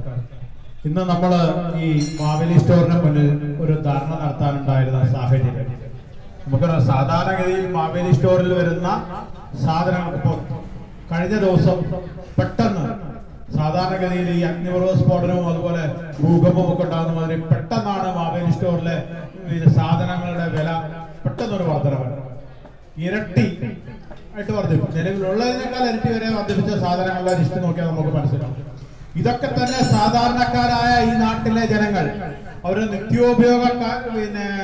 നിത്യോപയോഗത്തിന് ഉപയോഗിക്കുന്ന വസ്തുക്കളാണ്, ഭക്ഷ്യവസ്തുക്കളാണ്. നിത്യോപയോഗത്തിന് ഒരിക്കലും ഒഴിച്ചു കൂട്ടാനാവാത്ത വസ്തുക്കളാണ്. അപ്പൊ ആ സ്ഥിതിയിൽ നിന്ന് നമ്മളൊരു കാര്യം മനസ്സിലാക്കണം. ഇന്ന് ഏറ്റവും കൂടുതൽ ഇപ്പോ മഞ്ഞ അതുപോലെ റോസ് കാർഡുകാർക്ക് പ്രധാനമന്ത്രി ഗരീബ് കല്യാണ യോജനയിൽ പ്രകാരം റേഷൻ കടയിൽ നിന്ന് സൗജന്യമായി അരിയുണ്ട്. പക്ഷേ നീലക്കാർഡുകാർക്കും വെള്ളക്കാർഡുകാർക്കും വളരെ പരിമിതമായ രീതിയിലാണ്, പ്രത്യേകിച്ചും ഇടത്തരക്കാർക്ക്. അപ്പൊ അങ്ങനെയുള്ള ആളുകൾക്കൊക്കെ ഇടത്തരക്കാരെന്ന് പറഞ്ഞാൽ ഇവിടുത്തെ കർഷകരെ, അതുപോലെ കർഷക തൊഴിലാളികളുടെ കുടുംബങ്ങളെ, അത്തരത്തിലുള്ള പ്രധാനമായും കർഷകരെ, അതുപോലെ ചെറുകിട കച്ചവടക്കാരൊക്കെ തന്നെ. അപ്പൊ ഇവരുടെയൊക്കെ ഏക ആശ്രയം എന്ന് പറയുന്നത് പട്ടിണി കിടക്കാതെ മുന്നോട്ട് പോകുന്നത് മാവേലി സ്റ്റോറുകളെ ആശ്രയിച്ചായിരുന്നു. പക്ഷെ അവരാണിപ്പോൾ ജീവിക്കാൻ വളരെയേറെ ബുദ്ധിമുട്ടുന്നത്. നമുക്കറിയാം, ഇപ്പൊ ഞാൻ നേരത്തെ സൂചിപ്പിച്ച പോലെ പ്രധാനമന്ത്രി ഗരീബ് കല്യാണ യോജനയിൽ ഇവിടെ സൗജന്യമായി ഇവിടുത്തെ മുൻഗണനാക്രമത്തിൽപ്പെട്ട ആളുകൾക്ക് റേഷൻ കട വഴി അരി കൊടുക്കുന്നത് കൊണ്ട് മാത്രം ഇന്ന് നമ്മുടെ കേരളത്തിൽ പട്ടിണി മരണങ്ങൾ റിപ്പോർട്ട് ചെയ്യുന്നില്ല എന്നുള്ളതാണ് സത്യം. നമ്മൾ ആലോചിച്ച് നോക്കൂ, ഇന്നത്തെ നമ്മുടെ നാട്ടിലെ അവസ്ഥ എന്താണ്? ഇന്നത്തെ കർഷകരുടെ അവസ്ഥ എന്താണ്? കർഷക തൊഴിലാളികളുടെ അവസ്ഥ എന്താണ്? ഇത് സാധാരണഗതിയിൽ നമുക്കറിയാം, നമ്മുടെ മാർക്കറ്റുകളിൽ പോയി അത്യാവശ്യം ഗുണനിലവാരമുള്ള അരി ഇന്നത്തെ സാധാരണക്കാരായ ആളുകൾക്ക് അതിന് മുഴുവൻ വിലയും കൊടുത്ത് വാങ്ങിക്കാൻ പറ്റുമോ? ആ സ്ഥിതിയിൽ നിന്ന്, പട്ടിണി മരണത്തിൽ നിന്ന് ഈ സംസ്ഥാനത്തെ രക്ഷിക്കുന്നത് നരേന്ദ്രമോദിയുടെ കാരുണ്യം കൊണ്ടാണ്. കേന്ദ്ര സർക്കാർ സൗജന്യമായി, കഴിഞ്ഞ സർക്കാരുകളുടെ കാലത്തൊക്കെ അതിന് പൈസ വാങ്ങിച്ചിരുന്നു, തികച്ചും സൗജന്യമായിട്ടാണ് കേന്ദ്ര സർക്കാർ കോവിഡ് കാലത്ത് തുടങ്ങിയതാണ്. ഇപ്പോൾ അത് തുടർന്നുകൊണ്ടേയിരിക്കും. നമുക്കറിയാം, മോഡിയുടെ സ്പർശം പാവപ്പെട്ട ആളുകൾക്ക് മോഡിയുടെ സ്പർശം കൊണ്ടാണ് ഇന്ന് കേരളം മുന്നോട്ട് പോകുന്നത് എന്നുള്ളതാണ്. നമുക്കറിയാം, ഇക്കാര്യങ്ങളൊക്കെ ചർച്ച ചെയ്യുമ്പോൾ നേരത്തെ ഉദ്ഘാടന പ്രാസംഗം സൂചിപ്പിച്ച പോലെ ഇവിടെ മാവേലി സ്റ്റോറുകളിൽ നിത്യോപയോഗ സാധനങ്ങളെ വില വർദ്ധിച്ചപ്പോൾ ഇവിടുത്തെ അനിൽ പറഞ്ഞതെന്താ? ഭക്ഷ്യവികസന വകുപ്പ് മന്ത്രി പറഞ്ഞത് ഇതൊന്നും ഇവിടുത്തെ സാധാരണക്കാരെ ഒരിക്കലും ബാധിക്കില്ല എന്ന്. അദ്ദേഹം പറഞ്ഞ സത്യമാണ്. സാധാരണക്കാരെ ബാധിക്കില്ല. കാരണം ഈ മാവേലി സ്റ്റോറിൽ ആ സാധനം ഉണ്ടായിട്ട് വേണമല്ലോ സാധാരണക്കാർക്ക് വാങ്ങിക്കാൻ. നമുക്കറിയാം, ഇന്ന് ഇത്തരം കാര്യങ്ങൾ, വിലക്കയറ്റം മുതൽ മറ്റുള്ള കാര്യങ്ങളെ കുറിച്ച് ചർച്ച ചെയ്യുമ്പോൾ നമ്മുടെ സംസ്ഥാനം എന്താണ് പറയുന്നത്? സംസ്ഥാനം അപ്പം ചർച്ച ചെയ്യുന്ന ഹമാസിനെ കുറിച്ചാണ്, അപ്പം ചർച്ച ചെയ്യുന്ന ഫലസ്തീനെ കുറിച്ചാണ്. ഇവിടുത്തെ ജനങ്ങളെ ബാധിക്കുന്ന ദൈനംദിന കാര്യങ്ങളിൽ നിന്ന് ഒളിച്ചോടുന്ന സർക്കാർ. നമ്മളൊരു കാര്യം മനസ്സിലാക്കണം, നമ്മുടെ ഇവിടുത്തെ കർഷകരുടെ അവസ്ഥ എന്താ? ഇന്നത്തെ ഇവിടുത്തെ കർഷകരുടെ അവസ്ഥ അതിദയനീയമാണ്. ഇവിടുത്തെ കൃഷിയിടങ്ങൾ ഇത് തരിശുഭൂമിയായിരിക്കുകയാണ്. കാരണം എന്താ? ആ അവിടെ കൃഷി പ്രോത്സാഹിപ്പിക്കുന്ന ഓരോ നടപടിക്രമങ്ങളും സംസ്ഥാന സർക്കാരിന്റെ ഭാഗത്ത് നിന്നില്ല. ഇന്ന് നിലവിൽ ആരെങ്കിലും കൃഷി ഉപേക്ഷിക്കാതെ കുറച്ചു പേരെങ്കിലും നിൽക്കുന്നത് കേന്ദ്ര സർക്കാരിന്റെ ഫസൽ യോജന ഇൻഷുറൻസ് പദ്ധതിയും അതുപോലെ കിസാൻ സമ്മാൻ നിധിയും ഒക്കെയാണ്. നിങ്ങളൊരു കാര്യം മനസ്സിലാക്കണം, 2014 മുൻപ് ഈ പ്രധാനമന്ത്രി എന്നൊക്കെ പറയുന്നത് നമുക്കറിയാം. കുറച്ചു കാലങ്ങളൊക്കെ നമ്മളറിയും, ചെങ്കോട്ടയിൽ റിപ്പബ്ലിക് ദിനത്തിനും സ്വാതന്ത്ര്യ ദിനത്തിനും പതാക ഉയർത്തുവാനും അതുപോലെ കേന്ദ്ര സർക്കാർ ഓഫീസുകളിൽ ഫോട്ടോ തൂക്കുവാനും മാത്രമുള്ള ഒരു വസ്തുവായാണ് പ്രധാനമന്ത്രിയെ 2014 മുതൽ 2014 വരെ 10 വർഷക്കാലം ഇന്ത്യയിലെ പ്രധാനമന്ത്രി തികച്ചും അങ്ങനായിരുന്നു. ഇന്നതാണ് സ്ഥിതി. ഇന്നൊരു പ്രധാനമന്ത്രി ഉണ്ടെങ്കിൽ ഈ നാട്ടിലെ സാധാരണക്കാരായ കുട്ടികൾക്കും ആരാണ് ഇന്ത്യയുടെ പ്രധാനമന്ത്രി എന്ന് പറഞ്ഞാൽ അത് നരേന്ദ്രമോദി. ആ നരേന്ദ്രമോദി എങ്ങനെയാണെന്ന് നരേന്ദ്രമോദി എന്നറിഞ്ഞു. കാരണം സാധാരണക്കാർക്ക് ഇന്ന് കേരളത്തില് മോഡി ഏറ്റവും കൂടുതൽ എതിർക്കുന്ന ആളുകൾ എന്ന് പറയുന്ന ഇവിടുത്തെ കേരളക്കാർ എന്നെ ശ്രമിക്കുന്ന കോൺഗ്രസുകാരന്റെ ആയാലും SDPI-കാരന്റെ ആയാലും അവന്റെയൊക്കെ വീടുകളിൽ ഇന്ത്യയുടെ പ്രധാനമന്ത്രി നരേന്ദ്രമോദിയാണ്. അവിടുത്തെ കുട്ടികളും അടുക്കളയിലെ പ്രായമായ അമ്മമാരും പറയുന്നത് എന്താ? മോഡിയുടെ കരസ്പർശം, മോഡിയുടെ സ്വാതന്ത്ര്യം, മോഡിയുടെ സ്പർശം അത് അനുഭവിക്കുന്നത് കൊണ്ടാണ്. അതുകൊണ്ട് നമുക്കറിയാം, നിങ്ങളുടെ അന്ധമായ രാഷ്ട്രീയ വിരോധം മാറ്റി നിർച്ചുകൊണ്ട് നിങ്ങൾ ചിന്തിക്കൂ. ഈ സംസ്ഥാനത്ത് ഇനിയും ഒരു മാറ്റം. നമുക്കറിയാം, സാധാരണഗതിയിലൊക്കെ നമ്മുടെ വീട്ടിലൊക്കെ വിരുന്നുകാർ വന്നാൽ വീട്ടിൽ സാധാരണ പഞ്ചസാര ഇല്ലെങ്കിൽ വീട്ടിലെ അമ്മമാരെന്ത് ചെയ്യും? ഈ പഞ്ചസാര ഡപ്പയ്ക്കകത്ത് കഴുകി ചായ ഉണ്ടാക്കും. നമുക്കറിയാം, ഇലക്ഷൻ രാഷ്ട്രീയം വരുന്ന ഒരു വിരുന്നുകാരെ പോലെയാണ് ഇലക്ഷൻ വരുന്നത്. അങ്ങനെ 5 കൊല്ലം കൂടുമ്പോൾ വരുന്ന ഒരു പ്രതിഭാസമാണ് ഇലക്ഷൻ. ഇവിടെ അടുത്ത ദിവസങ്ങൾ 2-3 ദിവസങ്ങൾക്കുള്ളിൽ നമ്മുടെ സംസ്ഥാനത്ത് അല്ലെങ്കിൽ രാജ്യത്ത് ഇലക്ഷൻ പ്രഖ്യാപിക്കും. ഇലക്ഷൻ പ്രഖ്യാപിക്കുമ്പോൾ ഇന്ന് നമ്മുടെ സംസ്ഥാനത്തിന്റെ സ്ഥിതി എന്താ? ഈ വരുന്ന ലോക്സഭാ തെരഞ്ഞെടുപ്പിൽ വലിയ മുന്നേറ്റം ഉണ്ടാക്കും. 20 സീറ്റും പിടിക്കുമെന്ന് ദീപു പറയുന്ന സംസ്ഥാനം ഭരിക്കുന്ന പിണറായി വിജയന്റെ പാർട്ടി എന്താണ് ഇന്ന് സംസ്ഥാനത്ത് കാഴ്ചവെച്ചുകൊണ്ടിരിക്കുന്നത്? 6 മാസമായി നമ്മുടെ നാട്ടിലെ മറിയച്ചേർത്തിമാർക്ക്, ഈ മറിയച്ചേർത്തിമാരെ പോലുള്ള ഇവിടുത്തെ ഏറ്റവും താഴെത്തട്ടിൽ ദുർബലരായ ഇവിടുത്തെ ജനങ്ങൾക്ക് വിധവ പെൻഷനും വാർഷികകാല പെൻഷനും മുതൽ എല്ലാ തരത്തിലുമുള്ള ആശ്രിത പെൻഷനും മുടങ്ങിയിട്ട് 6 മാസം കഴിഞ്ഞു. അതിനു മുമ്പ് കൊടുത്തത് എങ്ങനെ? കേന്ദ്ര സർക്കാരിന്റെ വിഹിതം, ആ വിഹിതം കൂട്ടിവെച്ചിട്ടാണ് 2 മാസത്തെ ഗഡു കൊടുത്തത്. കേന്ദ്ര സർക്കാർ കൊടുത്ത വിഹിതം കൂട്ടിവെച്ചിട്ടാ 6 മാസമായി സംസ്ഥാന സർക്കാർ ഇവിടെ പെൻഷൻ മുടങ്ങിയിട്ട്. അതേപോലെ നമ്മുടെ മാവേലി സ്റ്റോറുകൾ, അതുപോലെ സർക്കാർ സ്റ്റോറുകൾ, ഇത്തരത്തിലുള്ള സ്റ്റോറുകളൊക്കെ കാലിയാണ്. അപ്പൊ ഈ സാഹചര്യത്തിൽ നമുക്കറിയാം, ഇന്ന് പിണറായി വിജയൻ സഖാക്കന്മാരൊക്കെ പറയുന്ന ഉദയസൂര്യനെ പോലെ എന്നൊക്കെ പറയുന്ന ഇരട്ടച്ചങ്ങൻ എന്നൊക്കെ പറയുന്ന ആൾ വെറും ഒരു മൺപ്രതിഭ മാത്രമാണ് സുഹൃത്തെ. അദ്ദേഹത്തിന്റെ ഉള്ളിൽ ഒന്നുമില്ല. ഈ മന്ത്രിസഭ ഉറപ്പുള്ളയാണ്. അല്ലെങ്കിൽ ഇലക്ഷൻ കാലത്ത്, അല്ലെങ്കിൽ അവസാനത്തെ എന്തെങ്കിലും തട്ടിപ്പ് കാണിക്കുന്ന സമയത്ത് പോലും അനങ്ങാതെ നിൽക്കുന്നത് എന്തുകൊണ്ടാണ്? ഈ സർക്കാർ വെറും പൊള്ളയാണ്, ശൂന്യമാണ്. സർക്കാരിന്റെ കയ്യിൽ ഒന്നുമില്ല. ആകെ ഉള്ളത് നുണ പറയുക എന്ന് മാത്രം. നുണ പറയുന്ന പരിശീലനത്തിലാണ് ഇന്ന് മന്ത്രിമാരും MLA-മാരും ഭരണകക്ഷിയിലെ പാർട്ടി നേതാക്കന്മാർ, ബ്രാഞ്ച് സെക്രട്ടറിമാർ മുതൽ സാധാരണ സഖാക്കന്മാർ മുതൽ നുണ പറയുന്ന പരിശീലനത്തിലാണ്. നുണയല്ലാണ്ട് വേറെ ഒന്നും തന്നെ ഈ സംസ്ഥാനത്തെ പ്രചരിപ്പിക്കാൻ അല്ലെങ്കിൽ ഇലക്ഷന് മുന്നോട്ട് വെക്കാൻ യാതൊരു വാഗ്ദാനവും യാതൊരു ഡിമാൻഡുമില്ല. അങ്ങനെ പോകുന്നു ഈ സംസ്ഥാനത്തിന്റെ ഭരണം. നമുക്കറിയാം, ഇവിടെ കഴിഞ്ഞ ദിവസം ഒരു ചാനൽ സർവേ നടത്തി. സംസ്ഥാനത്തെ പ്രതിപക്ഷം എന്ന് പറഞ്ഞ ഒന്നിനും കൊള്ളാത്ത കാടുകോട്ട പ്രതിപക്ഷം എന്നാണ് ഇവിടുത്തെ സർവേയിൽ പങ്കെടുത്ത ഇവിടുത്തെ കോൺഗ്രസിനെ അനുകൂലിക്കുന്ന ചാനലുകളൊക്കെ തന്നെയാണ് സർവേ നടത്തിയത്. അങ്ങനെ കെടുകാര്യസ്ഥയിൽ നിന്ന് രാഷ്ട്രീയ അരാജകത്വത്തിൽ പെട്ടു ഉടലുന്ന അല്ലെങ്കിൽ അങ്ങനെ ഇഴയുന്ന ഈ സംസ്ഥാനത്ത് ഒരു മാറ്റം കൊണ്ടുവരാൻ അത് സാക്ഷാൽ നരേന്ദ്രമോദിക്ക് മാത്രമേ സാധിക്കുകയുള്ളൂ. അതുകൊണ്ട് ഇവിടെ ഈ പൊള്ളത്തരങ്ങൾ മനസ്സിലാക്കിക്കൊണ്ട് നമ്മൾ പ്രതികരിക്കാൻ തയ്യാറാണ്. ഞങ്ങൾ ഇവിടെ നടത്തുന്ന ഈ ധർണാ സമരം തികച്ചും സമാധാനപരമാണ്. ഇത് ഈ നാട്ടിലെ പൊതുജനങ്ങൾക്ക് വേണ്ടിയാണ്. ഈ സമരത്തിന്റെയൊക്കെ ഈ പ്രതിഷേധങ്ങളെ കണ്ട് സംസ്ഥാന സർക്കാർ അവരുടെ നിലപാട് മാറ്റി അല്ലെങ്കിൽ കാര്യങ്ങൾ തിരുത്താൻ തയ്യാറായില്ലെങ്കിൽ നാളെ ഇവിടുത്തെ പൊതുജനം തെരുവിലിറങ്ങും. നമുക്കറിയാം, പട്ടിണി അല്ലെങ്കിൽ വിശപ്പ് സഹിക്കുവാൻ ഓതി ജനതയ്ക്കുമാവില്ല. തീർച്ചയായും സംസ്ഥാന സർക്കാരിനെതിരെ വലിയ ജനരോക്ഷം തെരുവിലുണ്ടാവും.